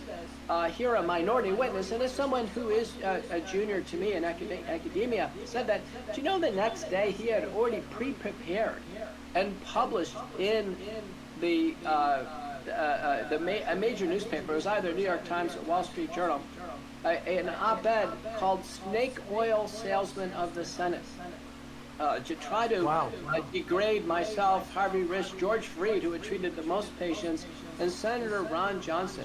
And we were just advocating the use of fully FDA-approved, generically available drugs that had supportive evidence in the literature and acceptable safety. And Peter, this person wasn't even medically qualified. Well, he had never treated a patient, so for him to make such a defamatory claim, I had never faced that in my career. Since that time, it has been an unbelievable ride. In January of 2021, after all this celebrity in terms of the major media, I received a large grant to my organization. I oriented my research team on pandemic projects. I had published these breakthrough papers that were most downloaded papers in those journals. And testified in the U.S. Senate in late 2020. In January of 2021, I was walked into the room by two administrators, one of whom I'd never met before, and they said, "Turn in your badge. You're done. Your job is done." I said, "Wait a minute, I have a contract. I'm coming up for renewal. A non-renewal, there's a due process here. There must be a board vote." Which organization was this, Peter? Which It's institution? an institution that I can't name. It's the largest health system in Texas and a very prestigious academic medical center, and I can't name them because what's happened is not only without due process was my contract not renewed. As a part of that, I won a settlement on a settlement agreement, and now 6 months later, now I'm under a 7-figure lawsuit from them, and the lawsuit alleges that I've dragged their name into the media. That's the reason why the name is not going to come up in this interview, because I've never dragged their name into the media. Their lawsuit has gone nowhere. It's gone into mediation, and the response times back and forth have really lengthened without any major impetus on either side to fundamentally end it. I've done everything I've can. I've filed briefs for motion to dismiss according to what's called SLAP, or strategic lawsuit, against my public participation in a topic of importance, and that motion is not even heard by the judge. It's almost as if there's a complete corruption across the board, but that lawsuit has been used to discredit me in social media. And then after that, a whole sequence of events. I transferred my practice from one employer to another in the same medical center. I see, way more patients than I used to. I'm absolutely overwhelmed with patients coming from all over the nation who want to see me. I've brought more business and more goodwill to the organization, yet they won't drop the lawsuit. But I've been stripped of two professorships at local universities. I was full professor of medicine. Now, these were voluntary positions, but there was no faculty senate, no discussion of why this was happening, no courtesy phone call. I was the long-standing editor or a co-editor of Reviews in Cardiovascular Medicine, a major journal. I was stripped of that editorship and summarily dismissed by email. I was stripped of editorship of Cardiorenal Medicine, another journal. This is a Swiss journal. Peter, you said by email. They didn't even call you. No phone call, no call by the deputy editor, no editorial board meeting. These came by email. Everything I'm describing came by email or by certified mail. And I can tell you these were long-standing positions. Both those journals enjoyed incredible increases in impact factor as I worked dutifully in my roles with those two journals, very prestigious, and it didn't stop there. I was stripped of all my National Institutes of Health committee positions, from American College of Cardiology writing group positions. It just happened. I was taken off teaching services without any discussion, without any phone call of you have a different point of view, let's discuss this, what have you. These were basically silent, surgical types of events that happened, and many of them actually involved my friends. So on the certified letters were some professional friends where they, a letter comes in, you are hereby stripped of this position, signed my friend. And I have to tell you, there are dozens and dozens of these that happen. So what's behind me are my certificates, either my training certificates or my degrees.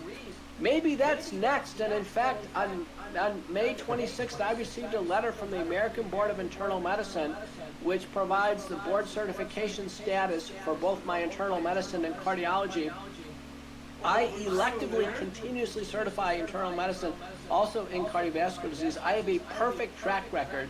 In fact, for the examinations, the American Board of Internal Medicine probably relies on many of the concepts and medical knowledge that I've generated in the course of my career. The letter says that I am now subject to a disciplinary hearing, and that I could actually incur professional reprisal for this. And they've gone through public statements, many of which I've made under oath, and said that those statements in this letter from the American board it says, widely reported, disseminated public statements about the purported dangers of or lack of justification for COVID-19 vaccines. So the American Board of Internal Medicine clearly interested in emergency authorized use, investigational, genetic COVID-19 vaccines, and statements which could have led to someone not being encouraged or induced into taking one of these. And they picked statements in my Texas Senate testimony. They picked ones I've made on Fox News. And so I generated a 20-page response letter with citations for every single statement and asked them to dismiss this review. They did not. Senator Ron Johnson wrote Richard Barron a letter from the U.S. Senate, I think it's 39th senatorial letter from his committee on the pandemics, asking them to meet with... Okay, everybody, here we go. It is me, Gregory Manarino. What a day I've had today. Honestly, Tuesday, October 24th, 2023. I'm in the new place. It's a freaking disaster. I'm just trying to make it functional. Can all of you hear me and see me okay? I hope so. I got a lot of stuff to talk to you about. And, you know, I shouldn't be laughing because it's just so insane. I don't even know where to start. All right, let's talk about this market because there's a miracle going on here. There's a freaking miracle. All right, let's talk about this miracle that's happening here. So yesterday, the 10-year yield broke over 5%, strongly over 5%. And then just, I don't know, just something happened. We watched the 10-year yield fall from over 5% to like 4.82 in a matter of a couple of hours, and now a very interesting phenomenon is continuing. It's staying there. The 10-year yield, obviously a mega buyer is out here buying a lot of debt. That's how it works. When the debt gets bought, yields drop, all right? I think what we're seeing here is yield curve control, which we know. Look, let me explain this to you about yield curve control in case you don't know. Central banks, including obviously the freak show, the Federal Reserve, they're always involved in yield curve control. How do they keep rates low? They can't just say it. They can't just say, hey everyone, this is what we're going to do. No, they have to get into the market and make it happen. Understand? Yes, I don't have curtains on this window right now. The house is just barely getting put together. Anyway, so obviously, people, the Fed's buying debt, and they're buying it hand over fist as it's being dumped. Not just by the freaking bond vigilantes. I love this all day long. I'm trying to, in the middle of moving here, I'm trying to catch what's going on, and it's the same story. It's the bond vigilantes. Oh, they're coming back. They're coming back. Look, the issue of global debt here, this has been going on for months. We've been seeing this sell-off here, and all of a sudden now they finally came up with, oh, maybe it's the bond vigilantes. No person in their right mind, no institution in their right mind would want to hold debt here. So there's the lender and buyer of last resort is obviously the Federal Reserve. Something that you and I have been speaking about since time immemorial. That's a fact. So understand what we're seeing here, okay? Let me say this too, and I've covered this a billion freaking times, but we're going to talk about it here again for the billionth and one freaking time. If in fact the Federal Reserve can manage to just keep the 10-year yield stable without all these gyrations, all right? The market's going higher, period. If they have to expand the war, kill another 25,000 people overnight, whatever they got to do, okay?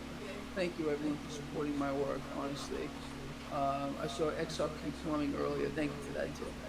You guys are awesome. But whatever they got to do, they're going to do. You understand? Things that we can't dream about, think about, fantasize about, or anything else. Just understand. And then the lies, I want to address some of that too. You and I, and this is the truth, period. all right, have been talking about the issues with the banks before anybody else. No loans, no deals, no deposits, and it gets even worse than that here. So this is just a little piece. I want to read some of these stats to you because they're absolutely unbelievable. Just our lovely friend here, Bank of America, Morgan Stanley, and BNY Mellon just had their largest deposit withdrawals ever in history. Over $44 billion is being pulled out of these institutions.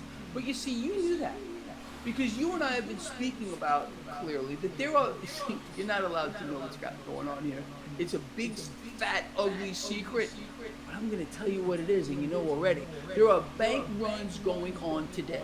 All right? And just to push this point home here, like I just said to you, those institutions, these are the financial titans of Wall Street, witnessed a flight of $44.34 billion in one single quarter, the largest ever in freaking history. Meanwhile, deposits at BNY Mellon dropped 15.1 billion over the same period. It's all collective here. Morgan Stanley depositors keep pulling their cash out. I mean, it's an incredible situation here. Chase, Wells Fargo City recorded 85.4 billion in deposit outflows in Q2 and Q3 of this year. Look, duh. Let's get a duh. We haven't had a duh since I was away.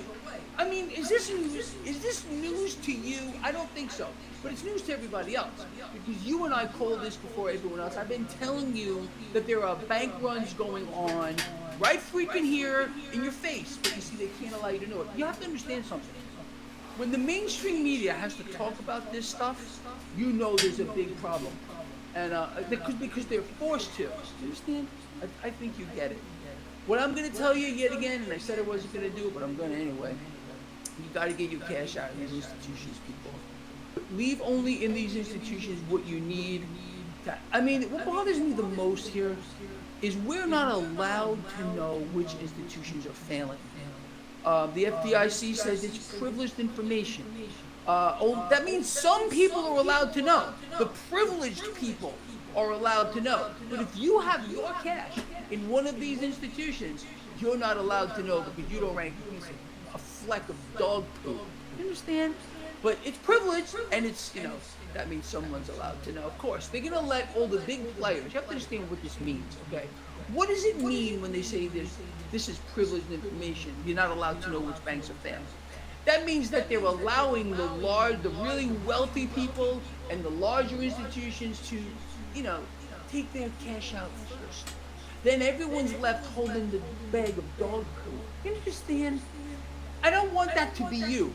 Right, Joey Sox? All my friends are here right now. Anyway, you guys get it. You know what I'm talking about? And I know that a lot of you out here have been pulling your cash out too, because I've been hearing from you. Anyway, I think this is pretty profound. The largest outflows ever. Okay? That is pretty profound. And I'm telling you, we're going to see more bank failures. There's no doubt about it. You're going to see a major, the Wall Street Titans. You're going to see one of the Wall Street Titans go down. And I think that's pretty freaking obvious too here, people. You know what? I'm going to tell you. I think it's Bank of America. I think they're in all kinds of, look, there's something else going on that you must be aware of. Okay, we understand, and I've talked about this so many times, it makes my blood pressure boil. Okay, what's happening? These institutions, these same ones that we were just talking about, have loaded themselves up with debt that's yielding nothing. In an environment where the debt market is clearly unstable, it's selling off and yields are skyrocketing. So what does that mean in just actual terms that the regular human being can understand? Well, it's pretty simple. What's going on here is these institutions, okay, you want me to name them again? In case you got Bank of America, Morgan Stanley, BNY Mellon, Citigroup, they're in all kinds of trouble here. They're watching their balance sheets evaporate. The value of their balance sheets evaporate. But you're not allowed to know that. No. You see, it's privileged information. But you see, Greg Manarino is allowing you to understand what's going on here. And if you're a follower of this blog, you are so far ahead of the curve, people, and I'm very proud of that. So, as I was saying earlier, if you notice the market today put on some gains. Why? Why did the market put on some gains? Did you see what happened yesterday? 10-year yield over 5%, the MMRI like 330 something. Market hated it. All of a sudden, a miracle happens. Someone's buying all the debt. 10-year yield drops. MMRI drops, and the market's all happy and giddy, turned positive. And today too, cash is flowing in. As long as they can keep the debt market stable. As long as they can do it, the market's going higher. It doesn't matter what they do. It doesn't matter how many people die or whatever false flag they want to throw at us. It's pretty obvious. Anyway, on a more realistic front here, again, the narrative is the consumer's strong and our economy is booming. We couldn't be better off. And Janet Yellen, I don't see anything wrong. There's nothing wrong with the economy. Meanwhile, loan defaults, again, something you and I have been talking about since time immemorial, across the board continue to skyrocket. What does that mean? Okay, let's put this together real quick. Deposits are being pulled out of these institutions, out of these banks at a record pace. I just told you. We've never seen this before. You got banks loaded up on bad debt. You got banks with loan defaults, which got nowhere to go, but worse. But you're not allowed to know which one of the banks are failing because it's privileged. You know what I'm saying? Let me ask you this. Do you think it's possible that you can make any of this stuff up if you tried? If you sat back and just tried to write this stuff down, like out of your head, you're writing a fantasy novel, did you come up with this stuff? I don't think it's even possible to do. I can promise you, and I know all of you are smarter than Greg Madden, I could never do it. Never. It can't be done. Impossible. Anyway, going back to the market, yes, we finished hard today on the back of the 10-year yield, dropping like a rock since yesterday. Dollar put on a big gain today, like 0.67%. That's substantial, okay? A little bit of fear, even though the market finished higher. Crude oil fell under pressure. Gold and silver didn't do nothing, really. A little pressure there, too. And then you got cryptocurrencies getting a bit higher on the market, hoping there's going to be some kind of an ETF, Bitcoin ETF. I wish Wall Street would keep their hands off of all this stuff, but they never do. It's pretty freaking obvious. So, loan defaults skyrocketing, people. Let me just say this again, and I don't know another way to put it. And if you don't get it by now, you're done. These banks are done. They're done. The financial system is done. It's toast. They're consolidating power, as you and I have spoken about since forever now, and it's not going to stop. This is all about control. All this is going on right under your nose, all right? People are dying right now. Their blood getting splattered all over the freaking place. The military-industrial complex, the war machine. They're setting up their scapegoats. Everything you and I have been speaking about since I don't know how freaking long, well, here it is. It's in our freaking face. People, I don't know what else there is to say. That's pretty much it. That's where we stand right now, people. We've covered everything that's important. I don't know what else to tell you here today, at least. Just be ready. Be ready for anything. Be ready for any freaking thing. I'm telling you right freaking now. All right, with that said, you want to do a couple of questions here? Oil stocks, energy. Okay, you want to talk about oil stocks and energy? Look, you know my take on this, and I can't say it again another way. Commodities, I'm going to say commodities like 3 times. Are you ready? Commodities, commodities, commodities. This is where you need to be. I've been telling people this for the longest time. I don't know how long. Eventually, all of this is going to change. They are determined. Hanson, thank you, bro. Thank you. They are determined to keep this market propped up, in my view. They're going to buy all the debt. What does the Fed want to do? They want to be the lender and buyer of last resort. That's what they want to do. And they have moved into that place right now. Who's funding this war right now that we're spending hundreds of billions of dollars over? We don't have a war chest. It's from the Fed. They finance both sides, all sides. The Fed can give cash to anyone they want. You know that? You know that the Federal Reserve, which is not federal and has no reserve, can lend cash. They can create cash out of nothing and lend it to any nation on this earth, even if they are you ready for this? Even if they are a declared nation of terror, the Federal Reserve is allowed to lend to them. There's no oversight. Do you understand? I hope you do.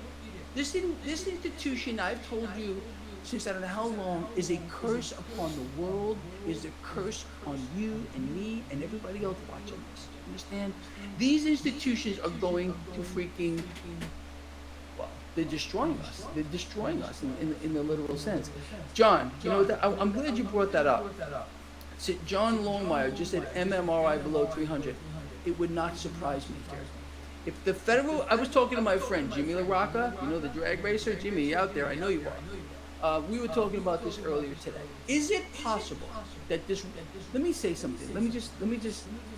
Actually, I'm going to tell you exactly what Jimmy LaRocca and I were talking about today. I said if Iran gets involved directly here, you're going to see the MMRI drop big time. They need a massive, big, some kind of. Obviously, Iran's involved. All right, I know that. But if it becomes more obvious, how do I put this? Some other way? I don't know. Come up with it. But if this thing spreads and more nations get involved, or whatever it might be, this thing is going to obviously, and what it's meant to do is push cash into the debt market. And that will stabilize the debt market temporarily. It'll act like a Band-Aid, and cash will flow into the stock market. This is what they're trying to do. War is bullish for the stock market. You understand? Human lives are meaningless in this thing. It's all about cash. It's all about the 1 and 2 percenters. You know, it's an incredible thing. The 1 percenters own half of this nation's wealth. I want you to think about that. It's a pretty kind of an incredible situation here, but unfortunately, that's just the way it is. And Scott will tell you, Solo Geo Rider. All my friends are going to tell you. Yeah, 0.1%. It's an incredible thing. It really is. But you know, we got each other's backs. And I mean that in every sense of the word. I will never let you down, and you guys and girls will never let me down. I don't care what they do. I don't care what they do, because you see, and I'm preaching to the choir here, and I get that. But we got this. We really, really do.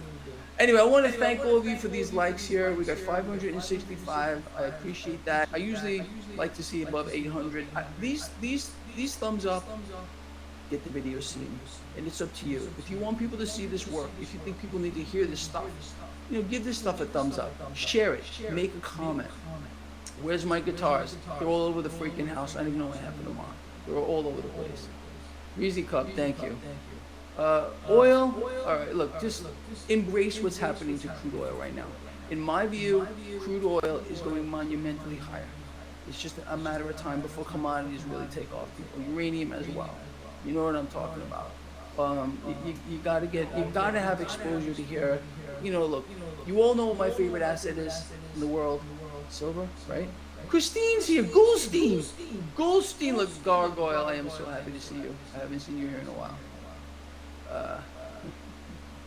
All right, people, we're going to end this video. It's getting kind of long. I want to thank you again for the thumbs up. I want to thank all of you for your support. You're amazing. We got this. Let them do whatever the freak they want to do to us, okay? We are way ahead of the curve.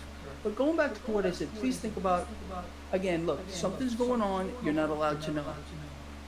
These institutions are seeing massive withdrawals, historic, all right? But they're waiting. They're not going to let people know. Nobody knows until everybody knows. It's the same story. They can't allow people to know what's going on. So think about what this means for you. I think it's frankly disgusting, vomitous, and frankly insulting that the information that the FDIC is hiding from all of us, we're not allowed to know because it's privileged information as to which banks are failing. Where's our representation here? Why don't we have a presidential candidate speaking out about this kind of stuff, talking about how unfair it is? Oh no, they're pointing fingers at this one, and that one, and this, and that, and look there, but don't look over there, because I'm the guy for the job. Let me tell you something, people. If I were president of the United States, first of all, they'd know I would get shot first, I'm certain of that. I would change everything. Change it all. We would really run it all. All right, I'm out of here. Love you a lot. Again, thank you. I will see all of you in the morning. I hope to see you there. And well, that's all.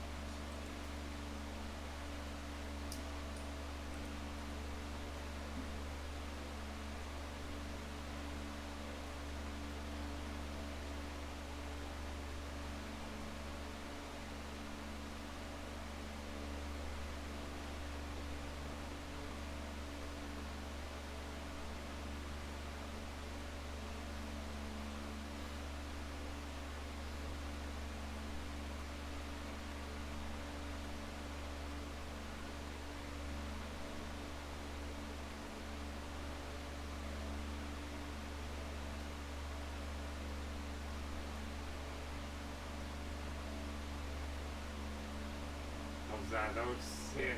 That's so sick. What sick that is, man. Like, it's so sick, dude. It's too fucking sick, man.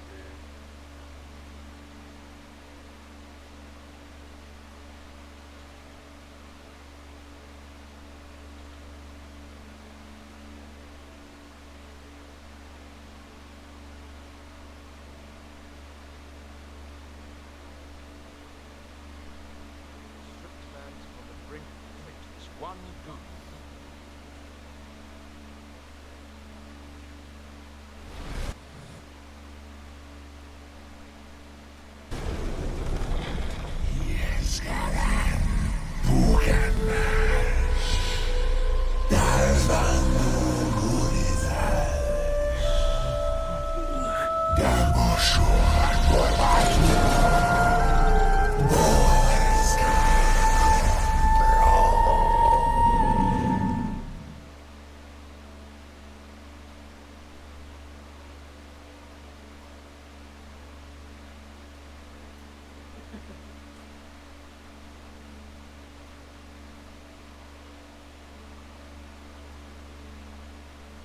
Him and myself and others have the American board come out and let's discuss the issues of concern. No response from Richard Barrett. In fact, he tweeted 2 days later that he's joining forces with the American Medical Association in intensifying the hunt on COVID-19 misinformation. Wow. I mean, look, what we've just heard there, I think it's fair to say there has been a character assassination on the most published physician in his field, the most published physician in history in his field, for taking a stand on his own expertise. I mean, it sounds to me like there's a concerted effort to silence your voice, which doesn't surprise me. Nevertheless, it's worthy for viewers to hear because it's a similar story we've heard from Dr. Sam White here in the UK, who the General Medical Council of the UK tried to gag, and they not only ordered him that he was no longer allowed to speak about these kinds of topics, but also that he wasn't allowed to post about them on social media. And believe it or not, Dr. McCullough, they said that he needs to submit himself for a psych evaluation, which he refused to do. And he took them to court and he won the case. And he's on a couple of interviews ago. If you have a bit of time, have a look. Dr. Sam White, it reminds me very much of his story because he took a similar stance. So what I'd like to do after having heard all of that is what were the topics? I know because COVID and its mandates, there are a range of topics, all of which actually have been shut down. And they are, whether that be ivermectin, criticising lockdowns, questioning the efficacy of the vaccines, questioning the motives of the politicians involved in this and the political side. In your case, which particular themes within the overall topic of COVID and its mandates were you touching on, or are you still touching upon, that you believe has caused this kind of backlash from the powers that be who seek to silence? Well, let me just first say I know Sam White. I've interviewed him for the McCullough Report, which is a weekly radio show and podcast, and I provided expert reports and statements of support for his legal case. So glad he won, and I feel absolutely wonderful as a senior doctor supporting a junior, wonderful, talented doctor the UK really needs. You know, where I have initially faced the most adversity has to do with the treatment of COVID-19. That is helping people avoid hospitalization and death. And I tell the story in this book, Courage to Face COVID-19, Preventing Hospitalizations and Deaths, while battling the biopharmaceutical complex. I wrote it with John Lee.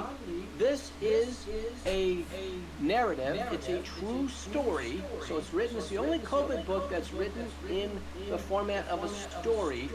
And it's #1 on Amazon in viral diseases, communicable diseases, and true crime. It's been out about 60 days now. And we tell the story of what happened. And you know, I had the expectation that discoveries on treatment on an illness that was resulting in hospitalization and death, that these discoveries of treatment were going to be met with great excitement and with great amplification. Instead, they were met with resistance and suppression and of censorship. And I was stunned. Since when would we censor an advancement in heart disease or cancer? So along the way, what we describe is a complete and total suppression of any form of treatment, whether it's anything from a nasal oral mouthwash to generic available medications, over-the-counter nutraceuticals and supplements, even our emergency use authorized high-tech treatments that should be as embraced. They're as high-tech as vaccines are. They were all intentionally suppressed. And in a breakout interview, I told Tucker Carlson, I said, Tucker, I think this is intentional. Those who are suppressing any information to Americans or people in the world on treatment are the same people who are in an unbridled fashion supporting the vaccines. I think it's intentional to promote fear, suffering, hospitalization, and death. I think it's intentional in order to prepare the population to accept mass vaccination on a regular basis. So your view is that there is more than just the market incentive from the direction of big pharmaceutical companies that produce these vaccines to squash any alternative treatment. Your view is that beyond the money, it's to customize the population to these regular boosters that sometimes are every 4 months, every 6 months, whatever that pattern is. You think that these pharmaceuticals want a bit like a coffee loyalty scheme where you get the stamps and you get your buy 6 coffees and you get your 7th free. They want us hooked into injections as a force of habit for every single citizen ad infinitum. Is that what you're saying, the reason for why your alternative treatments were suppressed? Right, it's following the plan of what's called CEPI, the Center for Epidemic Preparedness and Innovation, that came together in 2017. It's in our book by the Gates Foundation, the World Economic Forum, and the Wellcome Trust. And, the CEPI said there will be pandemics and they will be business opportunities for vaccine development. It was only about vaccine development, no mention of treatment whatsoever. So it's following there is a willful blindness to treatment, and it's worldwide. Most governments just simply, or government agencies, haven't had any review of treatments. They haven't had the public service announcements. Every single medical society that was previously opining in any way has been absolutely oblivious to treatment. Now, organizations did come forward. The first one was the Association of American Physicians and Surgeons, an older group. I had joined the group during the pandemic. They're chartered in every state in America. With my breakthrough paper in American Journal of Medicine in August 7th of 2021, shortly after that, we wrote a home treatment guide of what to do when someone gets COVID at home. Then the American Frontline Doctors came on board, Frontline Critical Care Network, Truth for Health Organization. Fortunately, we had enough telemedicine services and private doctors that stepped forward. When I testified in the U.S. Senate November 19th of 2020, I told America, I said, listen, we're not going to like what we see around Christmas time. There's going to be people in body bags. It's going to be horrific unless we start treating the illness. But fortunately, early treatment kicked in. We did hit our peak of hospitalization in January of 2021, and it came down rapidly after that. And I can tell you, after January 2021, the emergency was over in the United States. Remember, the emergency is really what doctors declare based on hospital capacity. When our hospitals become overrun, that is a state of emergency. Otherwise, there was no state of emergency, and we got out of that situation based on early treatment in January of 2021. So these were important developments, but I faced censorship and reprisal. It was clear I had lost my job, not because of the vaccines. That was before we had any safety data come out on the vaccines. I lost my job because I treated patients, I spared hospitalizations, and I saved lives. Now, talking of early treatment, before we get to vaccines and your views on those, imagine you're talking to a case study patient that has Omicron or any other strand that may come or has come. What is this early treatment you're describing? In your professional view, what should somebody do early on to make sure they address this so they don't end up in hospital? Well, and likewise, that I imagine that's what you got into trouble for saying. So we'd love to continue getting you into more trouble by hearing it again. Well, let me say, I just testified in the Texas Senate on June 27th, 2022, and I made it clear. Legally, doctors have a duty to treat. A duty to treat. And the community standard of care may be as few as a single doctor who's willing to treat the illness. So what I'm saying is not something that would ever or should ever get anyone into trouble. And in fact, if I'm in trouble, the people coming after me are in really big trouble because I've created a community standard of care. Community standard of care is not defined by government guidelines, government agencies, by hospitals or health systems. They're defined by doctors. It's very important. Doctors like myself, Sam White, other heroes that the world knows now.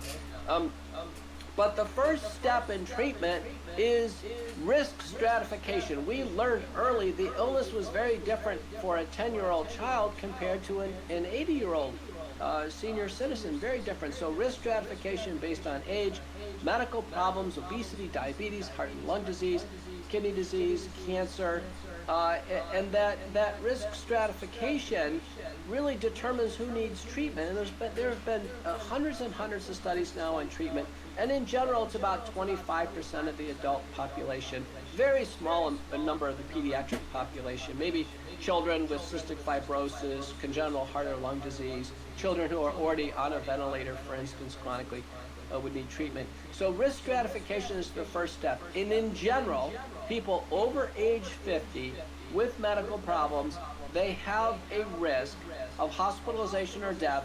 Throughout the pandemic, it's become less with Omicron, but that risk exceeded 1%. And so we've always thought greater than 1% was enough to do something. When it's less than 1%, it clearly can be stylized. Now, what should people do? You know, the protocol said first thing is open the windows, get fresh air, ventilate, get outside as much as possible, start to reduce the re-inoculation. Don't wear a mask unless one was to come face to face with someone else. Otherwise, breathe fresh air. The next step was to begin virucidal nasal washes and oral gargles. This is very, very important. And as the pandemic wore on, the virus became more and more contagious, but less invasive. And with Omicron, it was replicating 70 times faster than Delta, but not invading the body to nearly the same extent. That meant the place of attack was the sinuses. We had less of a systemic opportunity. So we've learned through 12 clinical studies, 3 large randomized trials, beyond a shadow of a doubt, dilute povidone iodine not only kills SARS-CoV-2, but it markedly improves outcomes. In a paper by Chowdhury and colleagues from Bangladesh, 606 patients randomized to dilute povidone iodine, nasal washes and gargles, even eye drops, versus a matching control, demonstrated, you know, over an 80% reduction in PCR positivity by day 3. So this meant people are less contagious if they're actually killing the virus in the nose and the mouth. It makes a lot of sense. You know, the reduced need for mechanical ventilation, respiratory support, reduced hospitalization and death. That's just with a locally applied, very inexpensive approach. Now, we can use dilute hydrogen peroxide. Other products have come along, including colloidal silver, various forms of nitric oxide. There have been a lot of innovations in the nasal oral field, and I can tell you the manufacturers of these products have received disciplinary letters from the FDA and the Federal Trade Commission. They've been hit hard on their attempts to try to help patients. I mean, this is stunning. It's all in our book. But I can tell you that we would start with that approach. Very simply, people want to know what's the recipe for povidone iodine. It's half a teaspoon in 1.5 ounces of water. So that would be a London, UK shot glass. So half a teaspoon of 10% povidone iodine in a shot glass of water, a pinch of salt, squirt it up the nose, sniff it back, and spit it out. It's got to go all the way around. And on both sides, do it twice, gargle with the rest. That's a thorough nasal oral wash. And we do it twice a day for prevention once exposed to a COVID patient, and then every 4 hours when acutely sick. It makes a huge difference. And you know, the best thing I've learned about this is that it works for the common cold, and it works for other viral illnesses. So now I never travel without a dilute povidone iodine nasal spray. It's the best thing I've ever learned, because I feel a little viral, I get to a hotel room, I do it right away, and can head off a cold before it happens. If one cannot tolerate iodine or has allergies, they can use dilute hydrogen peroxide, your typical household 3% hydrogen peroxide. Just use 3/4 of a teaspoon, 1.5 ounces, again, a shot glass of water, pinch of salt, same procedure. So that is step one. We have after that the McCullough protocol, and you'll be able to view the graphic here on the final program. What's called the OTC, over-the-counter bundle. And the over-the-counter bundle is nutraceuticals and supplements that have supportive data. They're not curative. Supportive data are thought to be helpful.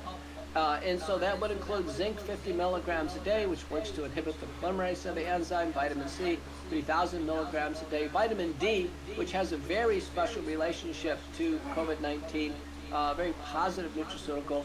We recommend temporarily 20,000 units of vitamin D3 a day for 5 days, then back down to usual 5,000 units a day. Quercetin, 500 milligrams twice a day. Vitamin C, 3,000 milligrams a day. And then lastly, an over-the-counter drug that we have in the United States, and I think it could be over-the-counter in the UK, it's called famotidine or Pepcid. And that's given at 4 times the daily dose at 80 milligrams a day. All this has supportive literature. In the United States, beyond that, high-risk patients, we use monoclonal antibodies, and we've been through a series of them. They have been blocked, and they've been, in a sense, censored, and it's been very difficult to use monoclonal antibodies. Despite our U.S. government pre-purchasing many hundreds of millions of doses, it's been very hard to administer this very effective therapy. By the way, monoclonal antibodies safe and effective. Joe Rogan had received the McCullough protocol. So did famous quarterback Aaron Rodgers. They talked about it. Does include monoclonal antibodies. By the way, monoclonal antibodies is the most frequent term Joe and I talked about in our transcripts, since he had received them. The current one we use is called bebtelovimab by Lilly. It's a 2 cc injection, very safe, very effective. And we use it in high-risk individuals, seniors. It should be free of charge since the U.S. has pre-purchased these. Beyond that, if they don't receive monoclonal antibodies, the next box down is oral antivirals. In the first year of the pandemic, we relied on hydroxychloroquine. Turns out the overall effect of hydroxychloroquine in about 300 supportive studies, about a 25% benefit. Ivermectin, supported by about 65 studies, over 30 randomized trials, bigger effect, about a 55% effect, favorable impact on the illness. Now we have Paxlovid shown in what's called the EPIC-HR study, showing a benefit, about 80% reductions in hospitalization and deaths. But problems with Paxlovid, the CDC has put out a health advisory on Paxlovid May 24th of 2022, that there's indeed Paxlovid rebound, that it doesn't fully handle the virus itself. And then we can use molnupiravir. It's a Merck product, which is a form of a polymerase inhibitor. We add azithromycin or doxycycline largely to cover atypical organisms that can be a super infection, and the group from Taiwan has shown that that's the case, and we use those. And then we use aspirin, 325 milligrams in everyone, extend that to 90 days. We use inhaled budesonide, shown in 3 randomized trials, great UK trial, STOIC trial showed benefit of budesonide and inhaled steroid. Oral steroids, prednisone, and then to a lesser extent dexamethasone or hydrocortisone. And then in colchicine supported by the largest prospective randomized double-blind placebo-controlled trial called the COL-CORONA trial. Colchicine, a common anti-inflammatory used in gout, that's used in the program. And then in very high-risk bedbound people, seniors in wheelchairs, etc., we use anticoagulants like low molecular weight heparin or oral anticoagulants. Now that's a lot of drugs, and I don't expect anyone to remember that. It's called the McCullough protocol. We typically sterilize it 4 to 6 drugs for a patient to get through a high risk. Now this is important because what's on the line here is being hospitalized or going on a mechanical ventilator or dying. So patients are willing to go through this. And what I've learned is no single drug is necessary nor sufficient. And that groups from South America and South Africa do this with no antiviral. So no ivermectin or hydroxychloroquine is needed, but treatment is needed. And conversely, I've reviewed all the papers on hospitalization and death.